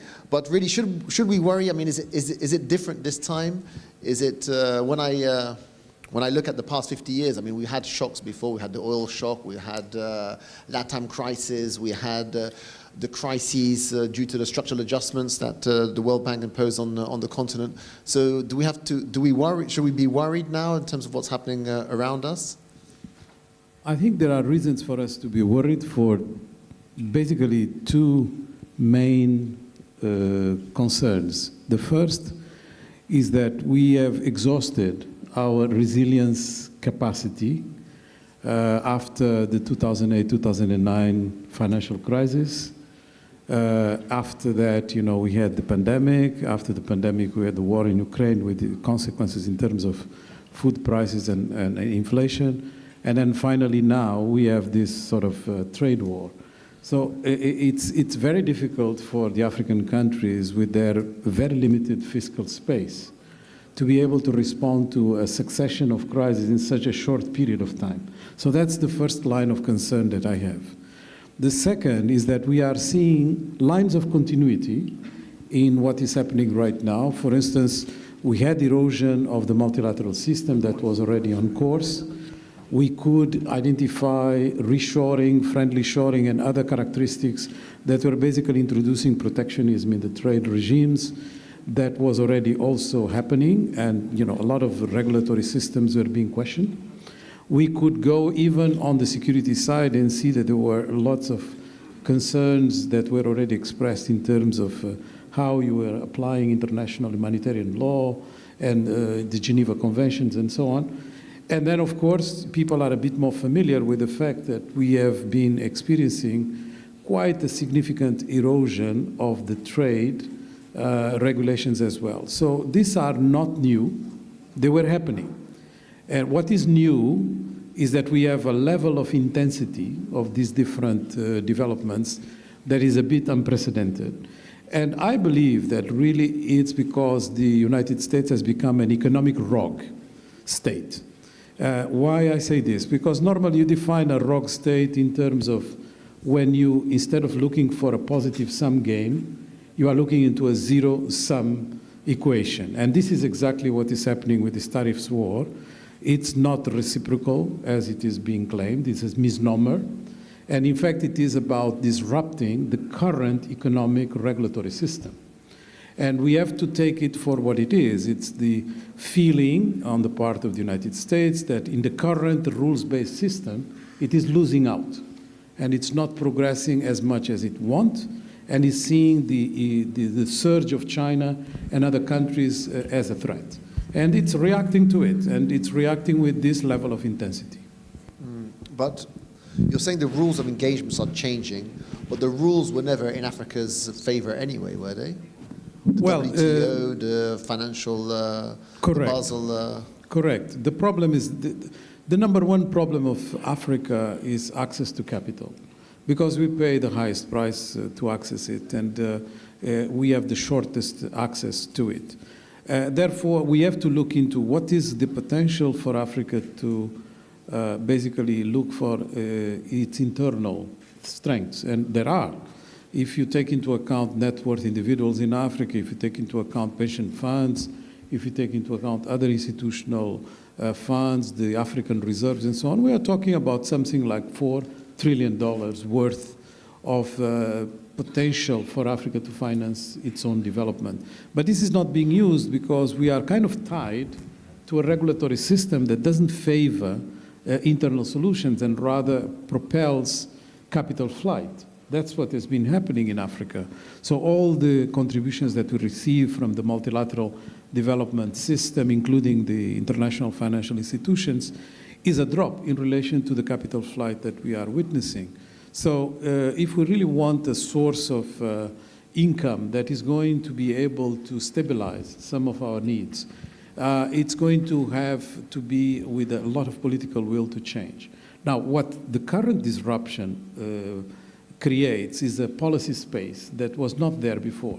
Because if everything is being questioned, everything is being basically up for grabs, why not also for Africa to revisit its own solutions? And I think, for instance, it makes a lot of sense for us to just look into what kind of tariffs do we apply for the rest of the world, and then try to have a common tariff zone like the CFTA is proposing, is of course a step in the right direction, but we can go one step further and say that we are going to privilege the internal market, which is the equivalent to reshoring. But in this case, it's more infant industry protection, and that's the mistake that I think the US is committing, is that they think that manufacturing is their future. Well, it's certainly the future of Africa to a certain extent in terms of employment creation, but it's definitely not the solution for the United States. So, Sam, you've also got a bird's eye view of the situation. And when I was speaking to you, you said that tough, turbulent times call for calmer heads. And you say that we need to know who we're engaging with and how we should engage with these other parties. So I think Sam is also a candidate for the African Development Bank presidency. So you're obviously going to come in a turbulent time if you do win the presidency. But what's your strategy in terms of engaging with other partners, including the US? I think you tried to understand their philosophy and their thinking. So what's your take there? Well, first of all, thank you very much for joining the panel with you. And I think the assessment that you've given is really very comprehensive. What I would like to do, first of all, actually, I should start off with a caveat that my response is based on working for the last 10 years on crises. But I don't speak on behalf of the World Bank today. There are three things which are consistent with every period of uncertainty that we've experienced. And when you are working in an institution with over 100 offices around the world, where every single day you're going to get a phone call of one crisis or another, there are certain things that you just get to live with on a day-to-day basis. The first is normalizing the uncertainty. Uncertainty is normal. Yes, indeed, this particular cycle has reason to get us a touch more anxious. But if you really think about it, we are living in an environment where we've got 110 million refugees, more than we'd had at the end of World War II. Ukraine has displaced 6 million people. Last year, we had $340 billion in natural disasters, 60% of which was uninsured. And whenever the globe gets stuck on one particular crisis, whether it's COVID or or tariffs now, we need to remember that cyclones don't go on leave. They're still there. Last month, we had an earthquake in Myanmar. We have an oil spill in Ecuador. We have floods in Bolivia. So every single day, the phone rings that something has happened. And that's the world that I've lived in. And that's the world that a lot of politicians and policymakers find themselves in. And so in that type of environment, I think the second issue becomes even more important, which is, let's go back to the data. And the data is designed to do two things. The first, to distinguish the short-term impacts and the long-term impacts. Because short-term, there's always pain. Whether it's a health crisis, an earthquake, a tariff policy change, the pain is there. And last week, we've seen $9 trillion being wiped off the markets. I think if you are in Africa, if you're a development institution, and certainly my approach is always stick to the long-term trends, as difficult as it is. So when I think about the two things which are occupying people's minds, one, We've seen the withdrawal of concessional financing significantly. We've seen the tariff conversation escalate. None of these are new. You look at Trump Point 1, the direction was clear. If you look at development aid from 2015, concessional finance has been falling. I think what's different this time is simply the pace at which it has happened. The second thing that you must then do with data is ask yourself, what's my response? And you have to quantify the response, because the English language is a very poor translator of risk and action. If I said to people here, there's likely to be a recession next year, and I said, write on a piece of paper what that means to you on a scale of 1 to 10. With 1, it won't happen, 10, it will happen. We will leave this room with varying assessments. Some are at 7 or an 8. If it's my aunt, she's at an 11, because everything is a crisis. But if you're, if you're managing a balance sheet of 5 billion, an institution that's lending 70 billion, your decision cannot be based on the short-term impacts. It has to be on the long-term impacts, which means looking at diversifying sources of financing, looking at the fact that long-term, the conversation I would love to have in Africa is not the tariffs being imposed by the US. In Africa, on average, you're talking about 10%. The conversation I want to have is the 25 and 35% that we impose amongst each other. So what happens to those tariffs? And I think as difficult as this conversation is, it's an opportunity for us to have an honest conversation about trade on the continent, because long term, that's how we protect ourselves. That's how we build the resilience you rightly pointed out. And I think the policy implications of that is really important. The third leg, which I certainly use with my team of 600 people at the bank, is that ultimately when it comes to dealing with uncertainty, a lot of it is human response. It's how do you build a team around you that is capable to absorb uncertainty and make the rational decision? Many of you traveled here, and many of you have experienced the announcement at the airport that says this flight has been delayed for another 2 hours. Or worse, this flight has been canceled. There's always that one guy who goes to the counter and starts shouting at the person, telling them about the wedding they're about to miss, the deal they're about to settle. All of that information is irrelevant to the fact that the plane is not going to be in 2 hours. There are others who pick up their laptop and sit and start working or pick up a novel.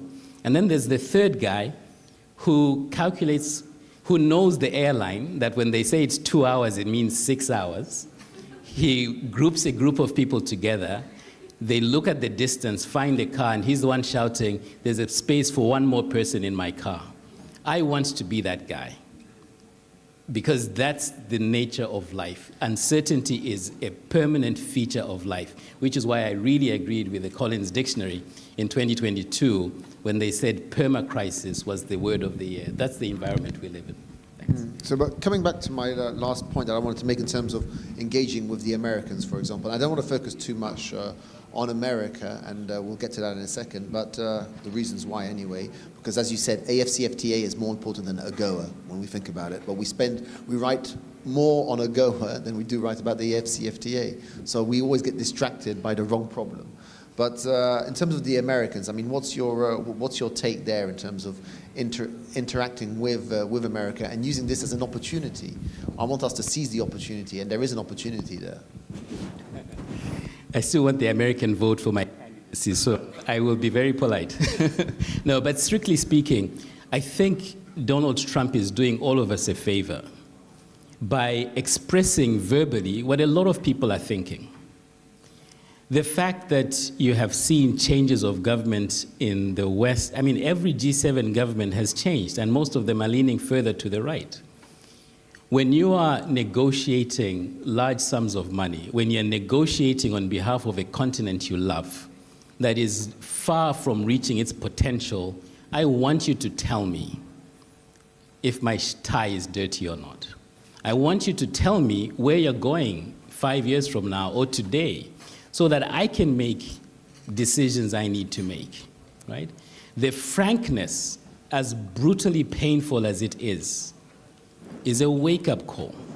I grew up in Zambia in the 1980s and 1990s. I know firsthand what PEPFAR did for stemming the HIV/AIDS epidemic. I sat down with my wife and we listed by name people we knew who had died. We were at 100 before we gave up. So when USAID shuts down, that pain is immediate. It brings back horrifying memories.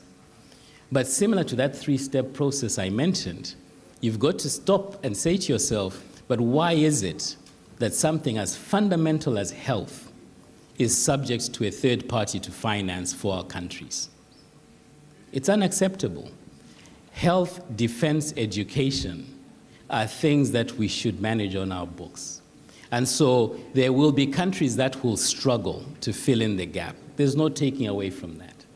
But it is the right thing for us to do, and I would even go further, that part of the challenges we're still talking about health systems today is because when political governments change, we start rewriting the rules on health, as if suddenly malaria is different under one political party and another. It's not. It still gives you the same fever. And so the grand bargains that we must strike now are not only global, where Africa stands on its own feet, they're also national, that we take certain things off the political agenda. And this is why, if you'll give me 30 seconds of a commercial advert for my candidacy, it's simply to share my brother Sidi's message today, that we have to think African. We have to think about what we are going to take responsibility for. Health, as painful as it is, I make no apologies, it's long overdue that we take account for our own health. If we cannot look after our children's health, our education, our defense, then we have no business talking about long-term sustainable development. And I know it's expensive, and this is where my brother Carlos is absolutely right. It will require significantly higher levels of financing, and this is what brings me to Djibouti. Because the idea that we have a sovereign wealth fund here, working with other African sovereign wealth funds, is the start of a good conversation. The fact that you are attracting sovereign wealth funds from Azerbaijan is a good conversation, because we must stop this cycle of aid and debt that we've been on. We've seen that movie. We know how it ends every 10 years. The sequel is just as bad. It's time to pivot to hope and prosperity and acknowledge and have some really honest conversations about what it will take. It's about turning to health practices, putting it on our books. It's about trading with one another. It's about using this conversation that Donald Trump has started. If he can increase tariffs by 25% by the stroke of a pen, surely we can reduce tariffs amongst ourselves by the same amount by a good conversation. It's long overdue.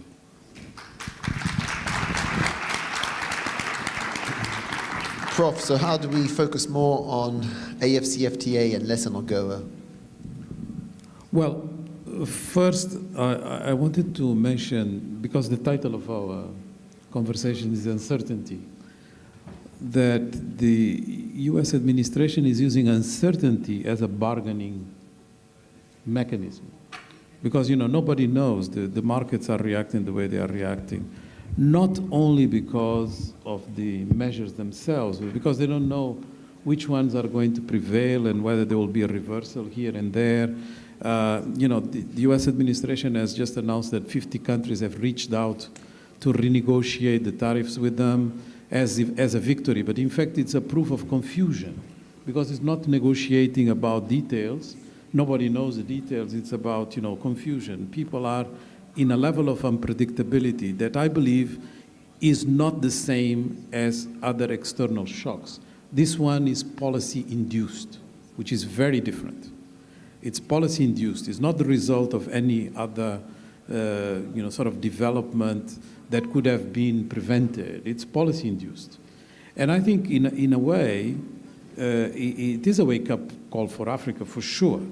But it is also a demonstration, if we needed one, that we are in a world where the rules of the system are always favoring the ones that are on top.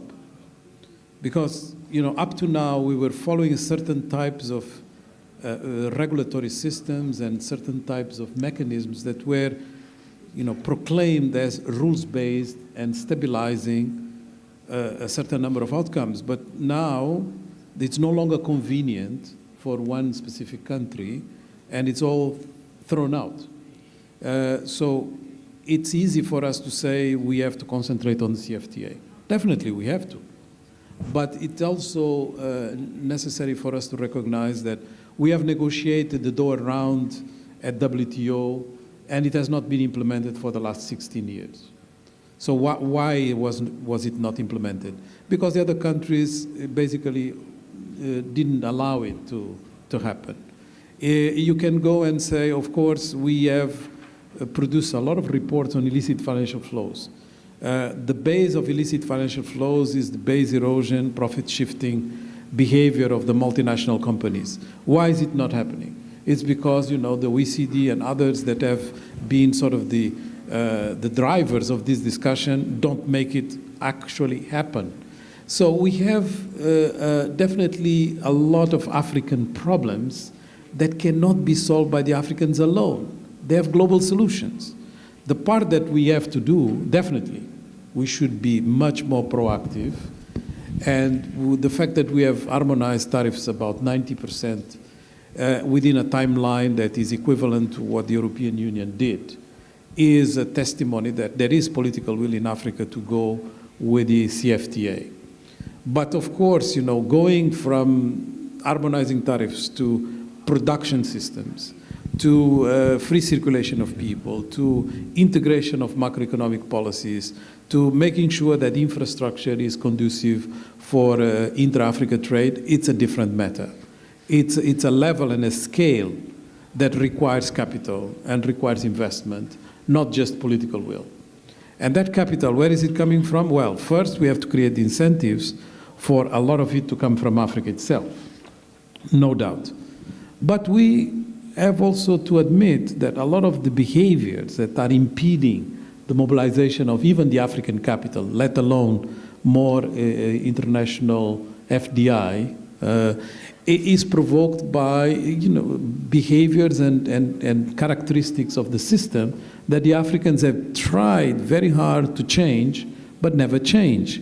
Let's take just the example of debt. Yes, we are in a cycle of debt, but we are the least indebted continent in the world. If you take out, slices like the Gulf states, Norway, Singapore, and all that. So we are the least indebted in terms of GDP. Why is it a problem? It's a problem because, we don't have enough mobilization of the fiscal revenue. But of course you cannot have fiscal revenue if most of your activities of export are on the extractives. The extractives are dominated by multinationals that are practicing base erosion and profit shifting. When you actually cannot mobilize more from your internal domestic production because most of the economy is informal. The IMF does Article 4 consultations every year, which is to try to push for better macroeconomic management data and kind of forgets that national accounts are not up to date in most of the African countries. Only 17 have national accounts up to date, which means that a lot of the informality continues. And, we live with projections and not with real data. So all of these things are not created by the Africans. And these are things that the Africans have been fighting against for a long time. But, it doesn't change because Africa is marginalized. It's not because the Africans are just distracted. They have a lot of things to do, no doubt. But African problems also require global solutions.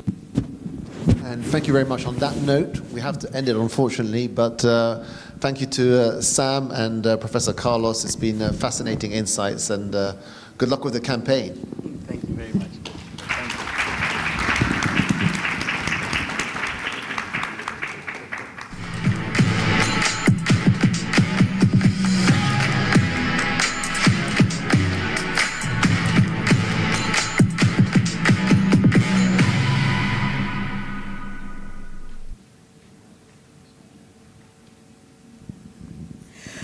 Well, let's now go to our next conversation, another very thoughtful conversation, I'm very, very sure.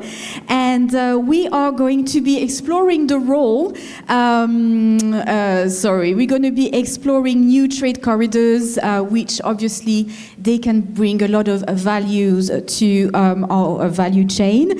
And I'm actually going to call our distinguished panelists. First, we have Mr. Cher Omar Silla, Director for North Africa and the Horn of Africa at the IFC. Welcome, Mr. Silla.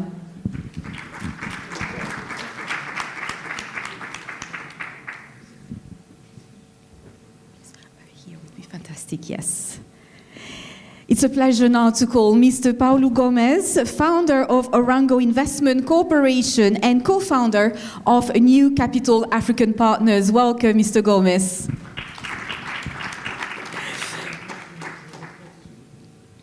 Please also welcome Dr. Ashraf Iqbal, Chairman of Wafi Bank, please.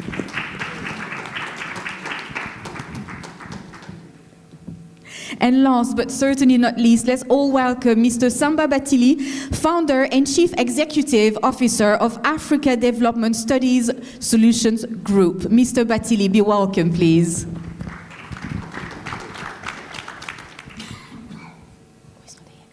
Oh well, there's going to be the four of us then, and we might have also Mr. Vishal Mehta. He's Honorary Consul of Djibouti in India and CEO of Rushab Sealink and Logistics. Unfortunately, Mr. Mehta had a last-minute, very important meeting, but we're hoping that he'll be able to join us halfway. Before we start, ladies and gentlemen, I would like to let you know that you'll have an opportunity to ask questions to our incredible experts here, so please do get your questions ready. I was thinking that we could have a fire chat of about 20 minutes before going to the audience. I think that will be quite dynamic. And let me turn to you first, Mr. Gomes. Bom dia. Boa tarde. So, developing trade corridors is vital. Can we establish a linkage between corridors and special economic zones? We'll go straight into our topic. Yeah, thank you.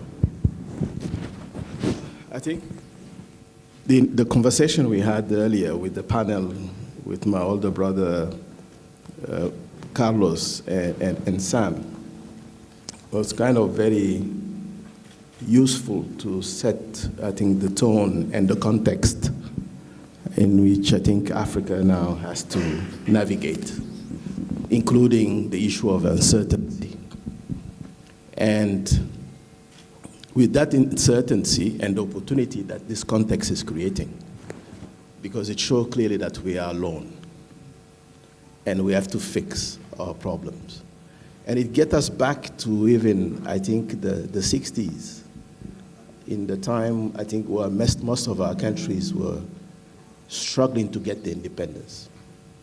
If you look at that time, our founding fathers and many of these countries, you know, they had no alternative.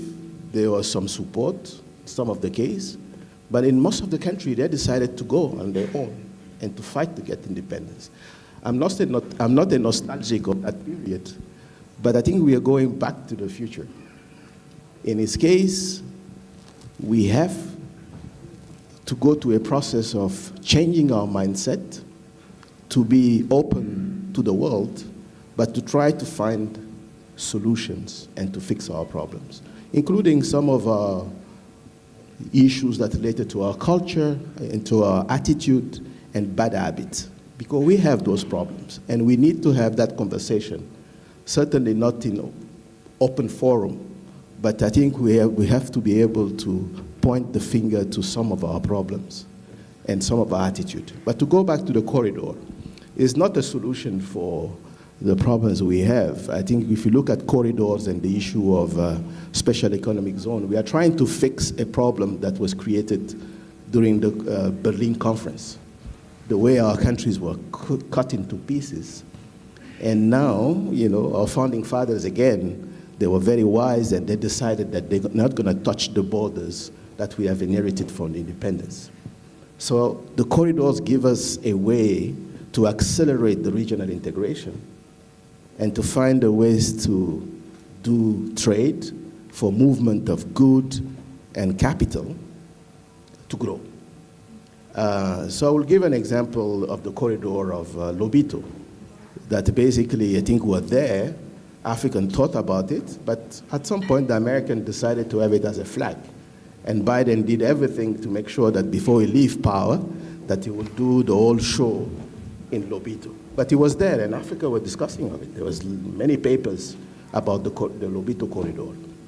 So I was there 3 weeks ago to try to look at some of the opportunities with the Angolans, with the sovereign fund actually in Angola. And they say, okay, regardless what the Americans want in terms of the corridor, which was the issue of critical mineral, what do we want as African with the Lobito corridor? So I'm very much uncomfortable when the discussion is around the critical minerals, because I see much more than the critical minerals on the Lobito corridor. There is the issue of agribusiness, agriculture, to feed ourselves.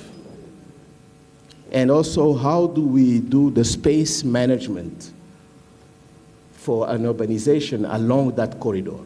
If you arrive in Lobito, you will be extremely sad. Lobito, it's an accident waiting to happen in terms of urbanization. You have some shanty towns around the Lobito.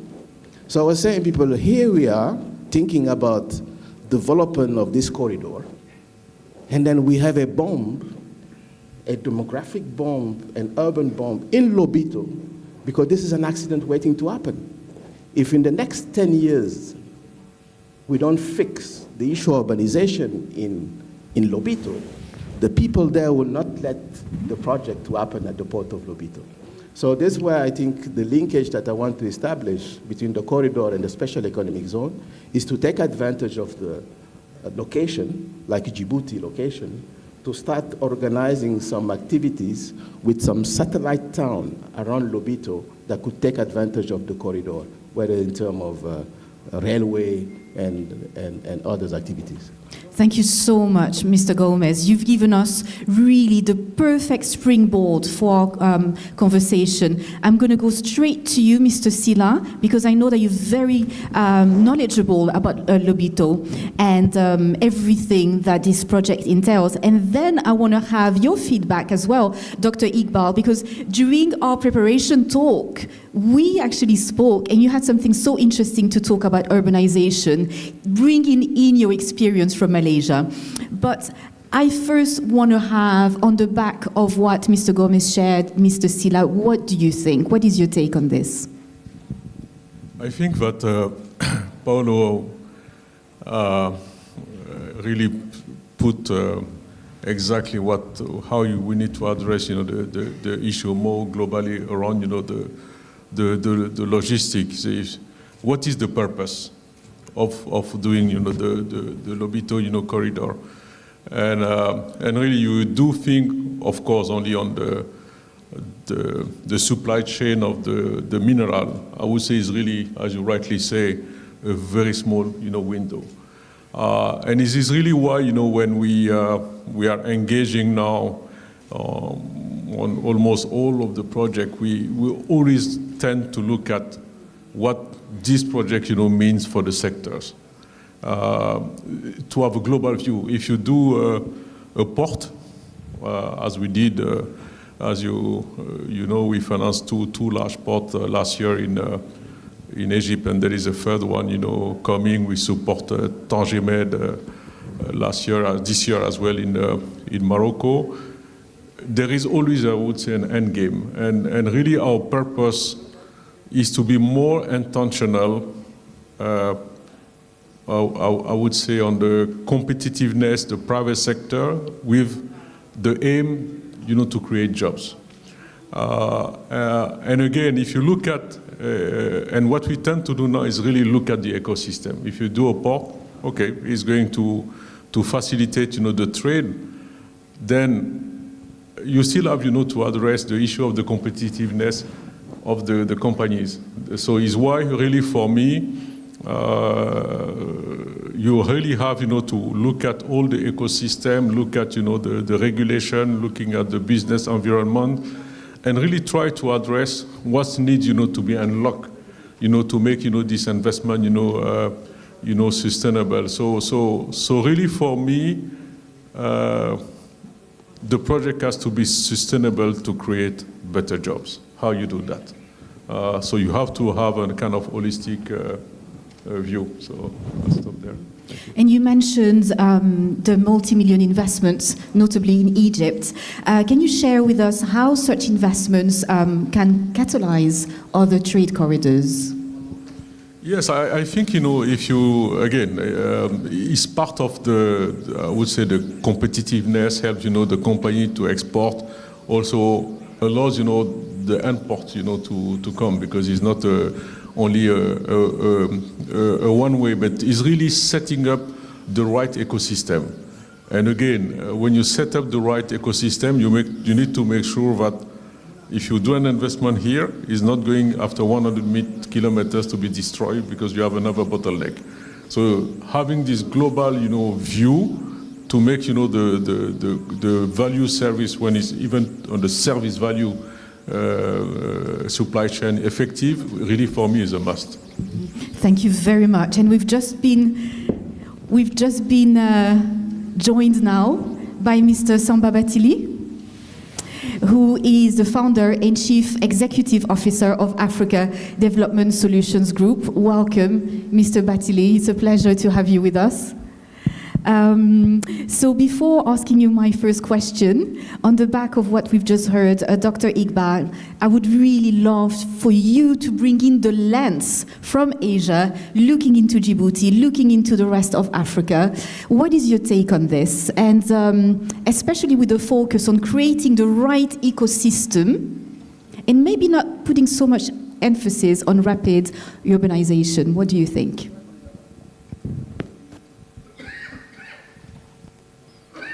I'm a banker, not an economist, so I'm going to be very careful about how I answer the question. But one of the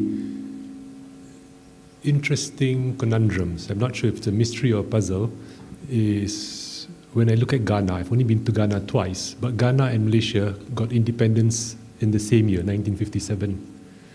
And at that time, Ghana's economy was 20 times the size of the Malaysian economy.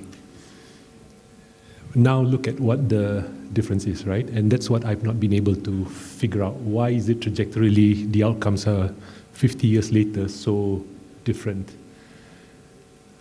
Coming to Djibouti, Djibouti is absolutely fascinating to me. I absolutely believe that this is a place that's going to happen. It seems to have all of the ingredients, but trying to figure out what's the magic key to turn it is going to, I think that's going to unlock the puzzle. What I observe very different, which happened in Southeast Asia as compared to what I've seen in the few countries in Africa that I've been, is specifically to Malaysia, is the focus of development in the initial years was rural development. So in Malaysia, rural electrification, rural water, rural clinics, rural schools went up. The rurals of Malaysia developed faster than Kuala Lumpur.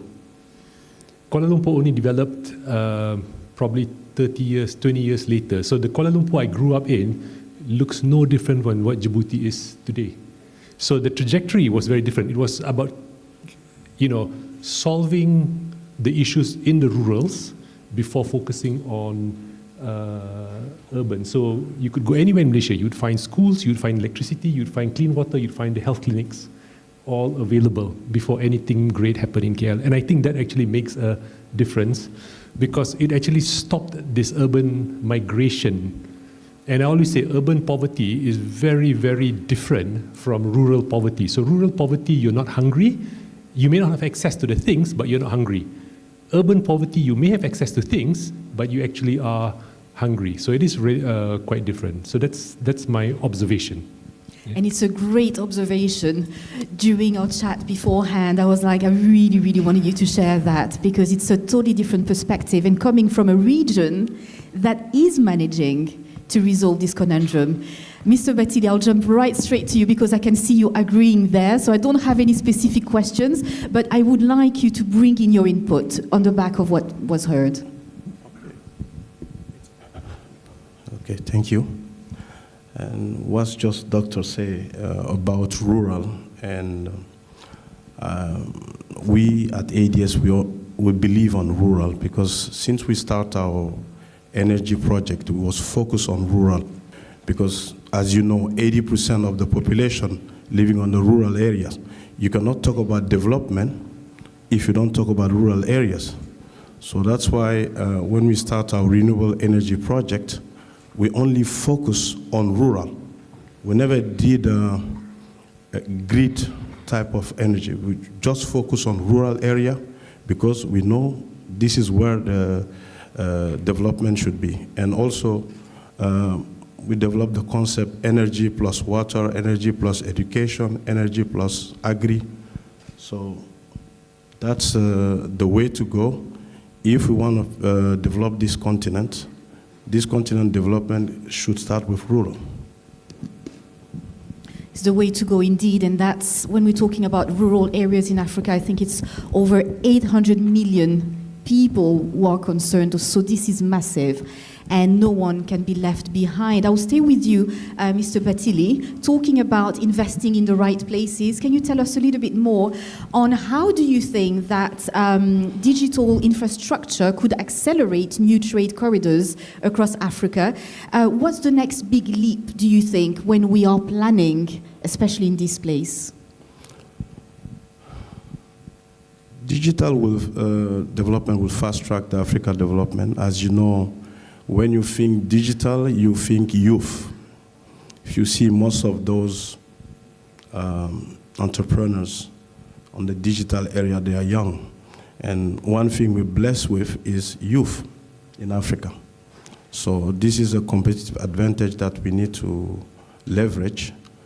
But in order to do that, digital based on 3 pillars. The first pillar is infrastructure. The second pillar is human resources. And the third pillar is application. And if we do it properly, I think we can get there, because very soon, I think 2/3 of the world workforce will be in Africa. You know, I can give you some example. I was in the US a couple of months ago discussing with some partner about training nurses. As you know, in the US there is a gap of 1 million nurses, and in the world there's a gap of 18 million nurses. So, and it will be worse and worse because the population there will be more and more aging. So this is an opportunity for the continent. Training nurses will take like 2-3 years, especially if you do on the phygital model, physical and digital. So digital for me is the way to go for this continent. We miss the other revolution. We cannot afford to miss the digital revolution. Thank you very much. And Michelle Chivunga, Her Royal Highness, I can see you agreeing there. We have an incredible digital champion here in the room who was able to share with us the amazing work that she does. And Mr. Batili, you've really put your finger on something that this forum has really tried to highlight, how digitalization is the future for us, for our countries.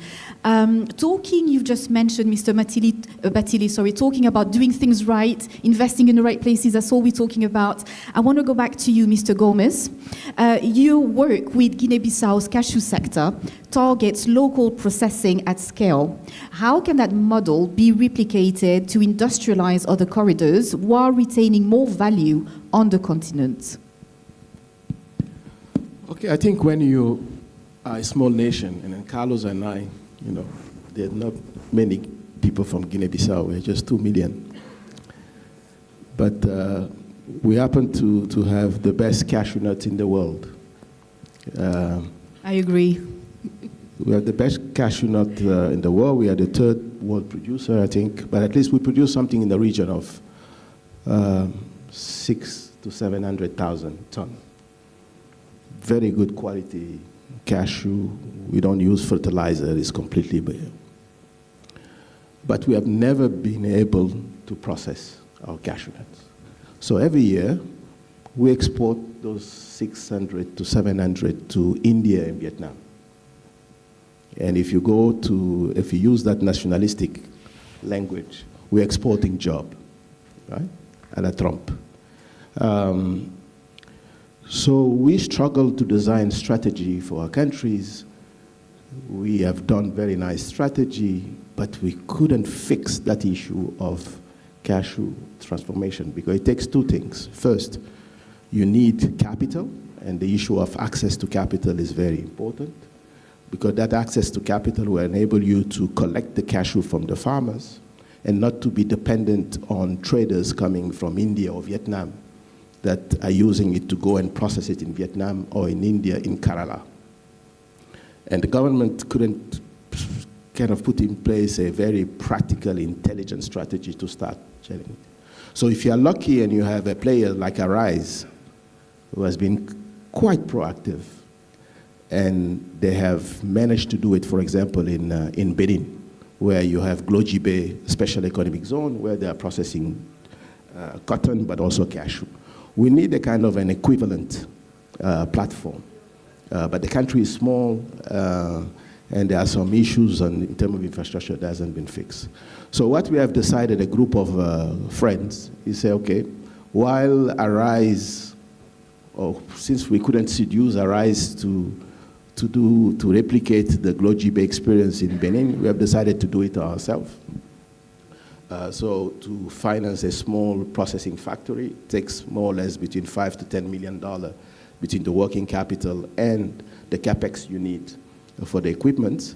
But what we have done is that we have also invested in Europe in a small factory to package and flavor the cashew to be very close to the market. By the way, it was more difficult for us to find the money to do the processing factory in Guinea-Bissau because of political risk and other elements than raising the money to do the small packaging and flavoring unit in Portugal. But this is a kind of an example, I think what Sam was doing, or mentioning, that I think we can start acting upon.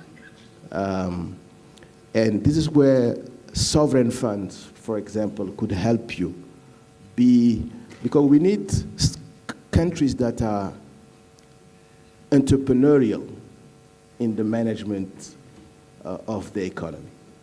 And that, if you have a sovereign fund, and in the case of Djibouti, they didn't wait for having access to critical mineral. I think the idea was brilliant to use revenue from, I think, military base to start being entrepreneurial. And I think that's kind of a leadership that we need in our countries, to be entrepreneurial. And if you use a platform of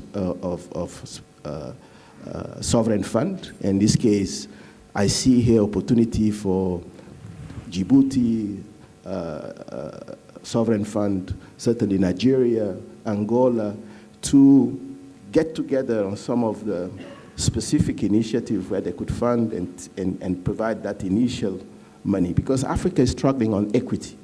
I think now if you go around, you can find money. It could be expensive, whether with Omar sometime, with Czech, and Afrexim Bank. It becomes more complicated when you have to find equity. And this is where private sovereign fund can play a role in providing that initial money.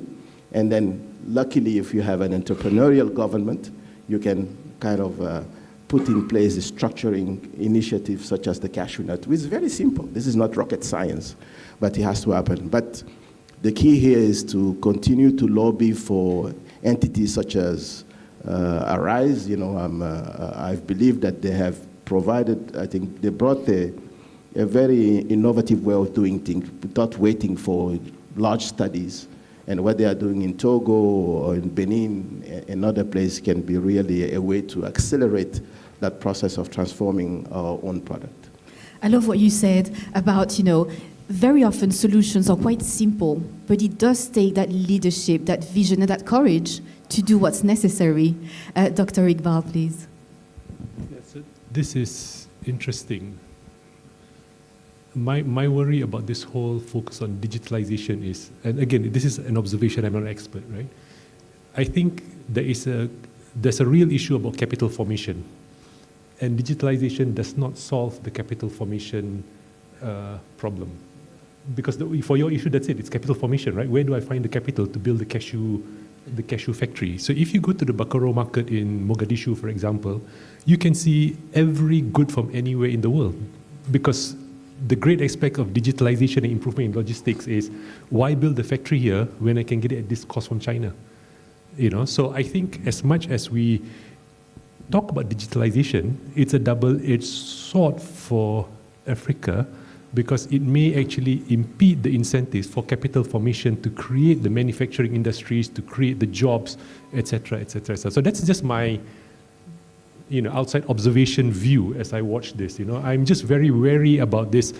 Oh, digitalization is the solution to our problems. I actually think maybe not. Yeah. It's fascinating. Thank you very much for this input. Whilst we are actually on the topic of financing models, let's talk about de-risking as well, tools. And I want to go to you, Mr. Sila. I'm sure that you would like to react as well. IFC's presence actually across North Africa and the Horn of Africa has to be mentioned. What do you believe are essential to unlock more private sector involvement, and especially in mineral-rich areas which have been mentioned? I think what is really important is to listen to our client. And I would say, if you look at how IFC operation evolves, I would say at least over the last 3 years. Last year, we did close to $14 billion only in Africa. It was 10 billion the year before, was 6 billion, the past year. So we see that the continent is key, for the World Bank Group as a general, but also, for the IFC. For me, really, the de-risking is important, I would say, to look at, because when you think about the de-risking, maybe there is a kind of underlying of what do you need, to address. Okay, but we should never, forget that the fundamental should be there, and the fundamental start, with good sponsor, like my friend, Paolo, start with the right regulation. We almost sometimes, forgot that, you have to have an enabling, ecosystem, for the private sector. The private sector, as Sam, was mentioning, we are in a world of perpetual, evolution. So you have to be agile, but the private sector also like, to get a minimum of predictability, because you are not an investor, for one day. So, and this is where I would say the call is for our government, counterpart to really create this enabling, ecosystem.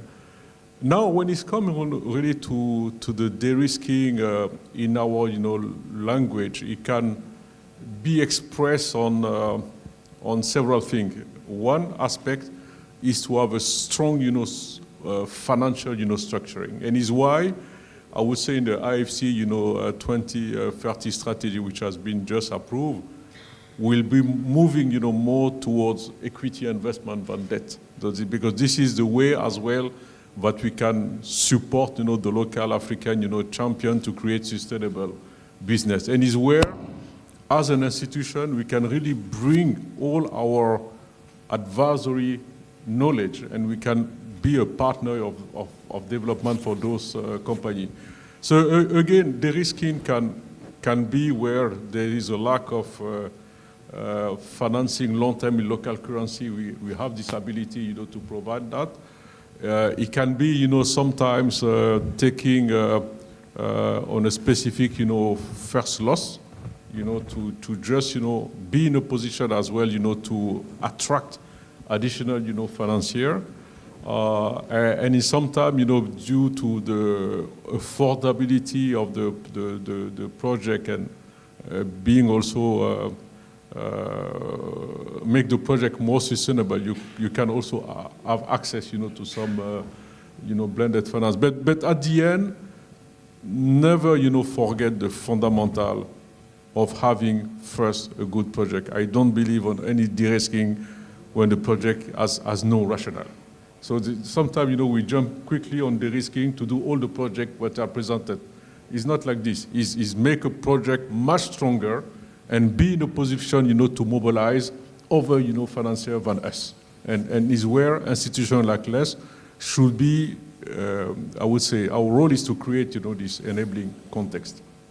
Thank you very much. And one final question to you, Mr. Batili. Let's focus now on Djibouti. How can the country leverage its geographic edge to forge new pathways, and what lessons from your past projects, talking about learning from projects, could shape this future?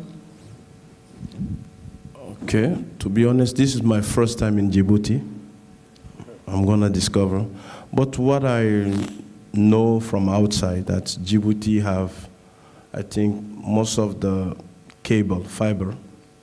So I think that could be something that government and private sector need to look into, because we are now in this digital area. And then a good connectivity could attract, digital nomads if we put the right regulation, the right environment, because nowadays, especially after COVID, we see that more and more people work outside from the office.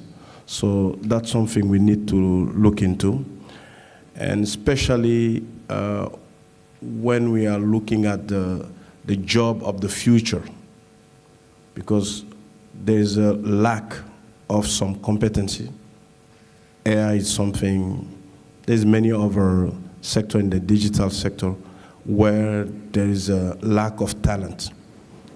With a young population, I'm talking about continent-wise, Djibouti could make a program to attract more and more digital nomads, and also focus on those talent gap in the world. That could be something that I think Djibouti can focus. And that's most of the time what I'm saying in some of those meetings. I traveled to this continent. I think it's only 4 countries I've never been to. I think Eritrea, Somalia, South Sudan. So now Djibouti was like, so the problem on the continent, we are not mutualizing our effort. We are a continent of 1.4 billion people. Everybody wants to do something. If we focalize on this population and make sure that every country, according to its competitive advantage, do something, I think the continent could be very competitive. If you talk about industry, every country wants to build his, I give an example, smart metering. Everywhere you go, there's a factory of smart meter. We cannot be competitive. So if we could make sure that every country makes something, and that it will need something even at the AU level. Now that Djibouti have an AU presidency, I think we need to bring together private sector for each African country, government to put the regulation, and then let at least focus on substitution, things that Africa can do. Like, it's not, I think, acceptable that at this stage that Africa still continue to import rice or most of our food with all the arable land that we have. So something needs to happen. We need to focus some country on special activity. So this will take the whole continent, our regulator, our government and private sectors to sit down and to focus each country according to their competitive advantage. That will make a difference. Thank you very much. Yes, I think that we all agree with what was shared. It's about time that Africa starts feeding itself. We definitely have the capacities. Arable lands, we have the brains, we have everything with it, so we need to fix those missing links. We've just seen actually that Mr. Vishal Mehta has joined us in the room. I was wondering if we could maybe bring him a mic and give him maybe 1 minute. Can we bring him a mic? And maybe just share very briefly your input from India. Yes, and I'm really sorry as well that we won't have time to take questions, but very, very briefly, please, Mr. Mehta.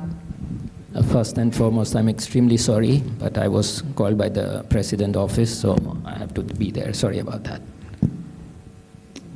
So please, you have brought a delegation here to Djibouti from India. Very, very quickly, if there is one thing that could be done to make it easier for Djibouti, what could it be from your point of view? So very quickly, I believe most important thing that the delegation found missing here was reliable data available on public domain, because unless we have data, it's very difficult for any investor to make an investment call. So data, reliable data on a public domain is something we are looking at. If we get that, it will bring a lot of traction. Thank you very much. I'm so sorry that we have to leave it there. I'm sorry. But it was absolutely wonderful to have two panelists from Asia giving us that lens, that point of view. Gentlemen, I want to thank you once again. It has been very dynamic, and I hope that you enjoyed it. Let's now proceed to a quick picture before closing our program.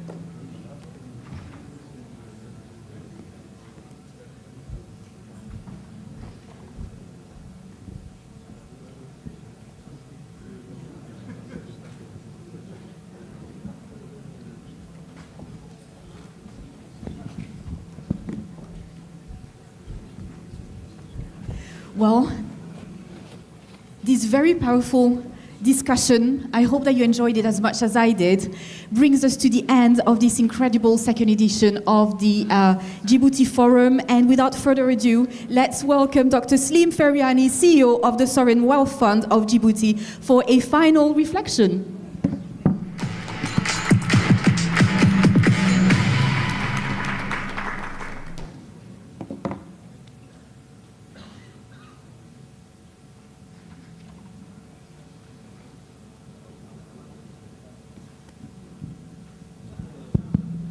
Right. Well, thank you very much, Anne-Marie. You're a star, and you're a real star, by the way. So they should know your background, what you've done. I think you've been so modest and discreet. We have a world-class moderator, performer, MC, you name it. I have to keep this. It's two. One is enough. I have to focus on the last few minutes because we have abused your. I think your level of perseverance, and so, right, more. Ok. C'est bon, on a presque terminé. Nearly there. So it's going to be in English. Ce sera en anglais pour ceux qui ont besoin du casque pour la traduction. Donc, je vous donne 15 secondes pour mettre le micro, le truc, la traduction. And then we move to this closing speech. Sorry? C'est bon maintenant? Ok.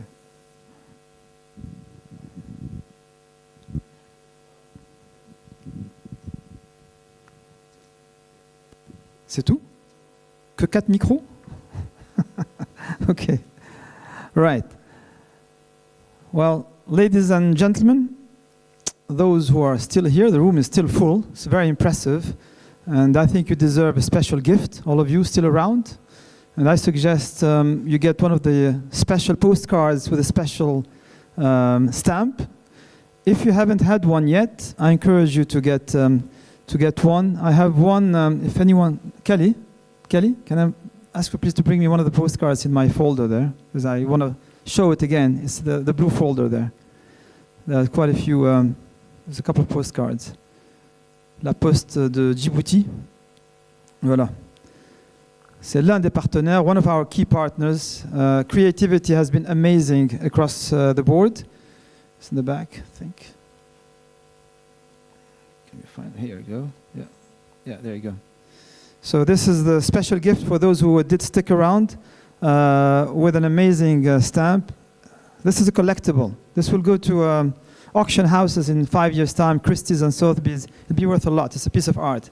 Not as much as the autograph by my friend Carlos Lopez on his book, but hey, you know, at any rate. So thank you so very much for being here. Still being here with a full house.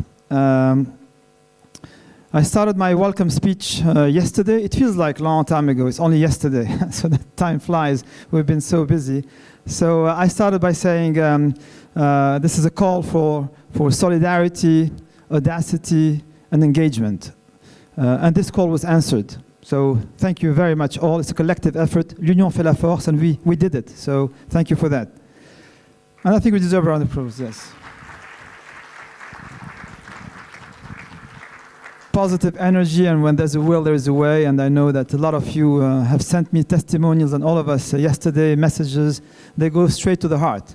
Ça va droit au cœur, tous les testimonials qu'on a eus, et c'est pour ça qu'on fait ce forum. This is why we do this forum. It's really to make sure that people are happy and get something out of it. And I believe at least 99% would have, I think, been happy with what you've seen the last 48 hours, let's say, or a day and a half. Nothing is perfect, so that leaves room for improvement. So hopefully next year, inshallah, it'll be 100%. So we have had over 50 speakers across the last day and a half, representing the best of Africa, the who's who of Africa, really. And many of our speakers are so modest, but they're really heavyweight. If you look up their profiles on LinkedIn, you can't get this kind of crowd under the same roof very often in Africa, at any rate. They would go to Davos, they would go to big events, Doha Forum, but the Djibouti Forum is making it happen, and this is the place to be, so we're delighted with that. We've had over 150 international guests from 51 countries and counting, and a total of over 450 participants here, at least, because there are quite a few people outside who were not necessarily in the room during the opening of the Prime Minister yesterday. I've seen you all engage in bilateral meetings and ministerial ones, which is what this forum is about. The media, including broadcasters such as CNBC Television, Al Jazeera, SABC, and the likes of The Economist, Financial Afrique, etc., I won't name all of them, have also been very active, and I thank you for that. And as well, of course, as our media, RTD, La Nation, Jib Live, and all of that. Thank you all, et merci à toutes et tous. Very impressive effort and very impressive dedication from all. We've heard from global experts from across the continent, and I was glad to hear why Djibouti from others? That was the question we kept asking. Why Djibouti? And our Prime Minister yesterday and other key speakers such as my brothers, Professor Carlos Lopez and Lassina Kone, etc., and others they've mentioned great things about why Djibouti. So we have great ambassadors, we have great people pitching for Djibouti, and we're delighted that we have the fan club of Djibouti is expanding as we speak. So and it's all about image and marketing, and it's happening. Why Djibouti? Stability of our politics and our currency. Security, investors want their people and their investments secure. Political will to make things happen and support change. Connectivity, and we've had a great session this morning, and a buoyant financial platform. And in terms of some of the messages I've heard also today,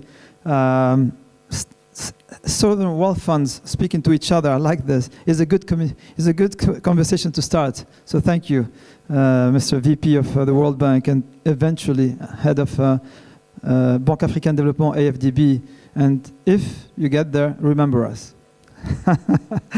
We've helped you, we've contributed to your somehow to your getting there. I mean, but this being said, I have to be politically correct because we've had the president of BADEA, so it's only fair, and it's great to have world-class candidates going for. The future can only be great again because we know that the next leadership will be also world-class.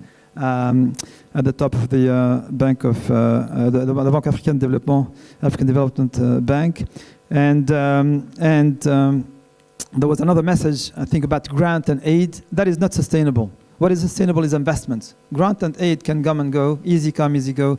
So it's investments, whichever way it comes, that can create jobs and make things happen in a sustainable way. Now, people who have invested here in Djibouti, and many of them are in the room, and my friend Dr. Ashraf from Wafi Bank and Salam Bank, I mean, they have invested here, and I think they are a great, stakeholder to talk to in terms of the positive returns that they've been making here, and that's why we are here. We've heard also from Renee Auenberg, and I think we've heard also about why we are all here. We had great discussions around a number of themes, some common threads. Privatizations and PPPs are key. We discussed in depth how to make these work. We need to embrace these opportunities to unlock real value from these. Embracing change will rise the tide for all of us. We also heard how we need to make the necessary reforms to support the private sector. And I thank and welcome everyone who came from the AFDB, IFC, etc., to push, and others, okay? Once again, we don't want to be diplomatically not correct, but I see them around here, AFDB and IFC on the private sector side of things. So we know that that's the way to go. The private sector is a force for good, and we need positive regulation as well as creating the conducive environment. We also had an interesting insight from the chairman of McKinsey in Africa, and there are positive reasons to be optimistic. And one of the key world-class speakers also said it's the compound growth rates that are interesting in the continent. Partnership hand in hand, l'union fait la force, was another recurring theme. Not just PPP, but partnerships by and large. So the institutional investors amongst us, as I said, the DFIs will need to collaborate more to structure vehicles, instruments, and transactions. And I'm glad that our peers from Nigeria and others here and elsewhere are working towards this common goal. We also heard how the continental free trade area is a great opportunity, and Djibouti will be a gateway. And I will have to end soon. I'm looking at the time because there's other things planned, especially for those going to Musha Islands. So Djibouti will be the gateway to a center of excellence whose model can drive growth to the rest of Africa. We've heard from experts in renewables, in geothermal, in tech and digital, in ports and logistics, urban development, tourism, etc. And the Sovereign Wealth Fund of Djibouti, le FSD, le Fonds Souverain de Djibouti, young but growing, will partner with all of you by, among other things, taking equity stakes and essentially, therefore, having skin in the game. We want to double our assets under management and again, it's realistic and pragmatic. This is not something like science fiction. Within about 5 years or so, but we know that we cannot do it on our own. We need partnerships. We need to do it together. And together we can, and we look forward to continuing our collaboration and together charting the course of positive change on young people need, on what our people need here. And if you are here, it is to make an impact and leave a positive impact. Our students around here, still around, they've been here since yesterday. We've had some high school bacheliers, trying to find graduating high school students, but also actual university students here yesterday and today. And I'm delighted that they've been here with us to get a unique experience. I used to be an academic, and the classroom is great, but you can't get this from the classroom. There is no way any of us in our offices get this kind of input. So thank you for all being engaged with them, with the young generation, giving them tips and giving them exposure and helping them learn for their future. I think one thing I wanted to say is that before concluding, obviously on a positive note, I mean, uncertainty is the worst enemy to human beings. It's terrible for investors, so therefore trust is a prerequisite to any relationship, any partnership, getting married or getting married in business, and therefore it's prerequisite for any investment and risk taken. This is why coming to Djibouti and doing this kind of gathering and in-person meetings can't be done by Zoom or by phone or WhatsApp. So this builds trust. When I look at Sylvie Maillot from AFDB here, I think she trusts us more now than she did maybe 12, 18 months ago, second time coming. So we're really delighted that we've been able to bring people back. We've managed to bring people back. So that's the conclusion. I'm proud because we managed to bring many people back. Sheikh, Sylvie, many I'm seeing around the room. But we also attracted new faces to Djibouti to discover what we have to offer. And I think Samba Batil just said, he wanted to discover what's the story about Djibouti. So that's the way to go, also to come and discover, and we think we've done a great job in that. So it's all part of our long journey and transformation, and we will succeed. We are on the path to success. It's just a matter of when, not if, we will get there. So once again, thank you so much for the patience. Have fun this afternoon. I hope you mix business and pleasure in whatever you do. Even if you go to the ports, it's going to be fun. If you go to see the cable landing station and data center of Djibouti Telecom, it's going to be fun. It's quite unique. It's a unique experience for many people. But for those who want to discover the tourism side and the beauty of Djibouti and why we should have a dozen of hotels like this one. This is a brand new hotel. You can see it's world class. We can do event tourism in Djibouti. We can host 400 to 500 people in Djibouti with world class standards. So hopefully, we'll promote also that side of things. But Musha Island, I think, trip will be an eye-opener for people to remember what Djibouti has to offer and come back. So you'll come back next year because Djibouti round 3, édition 2026, but also you'll come back from Musha Islands, inshallah. Thank you so much once again.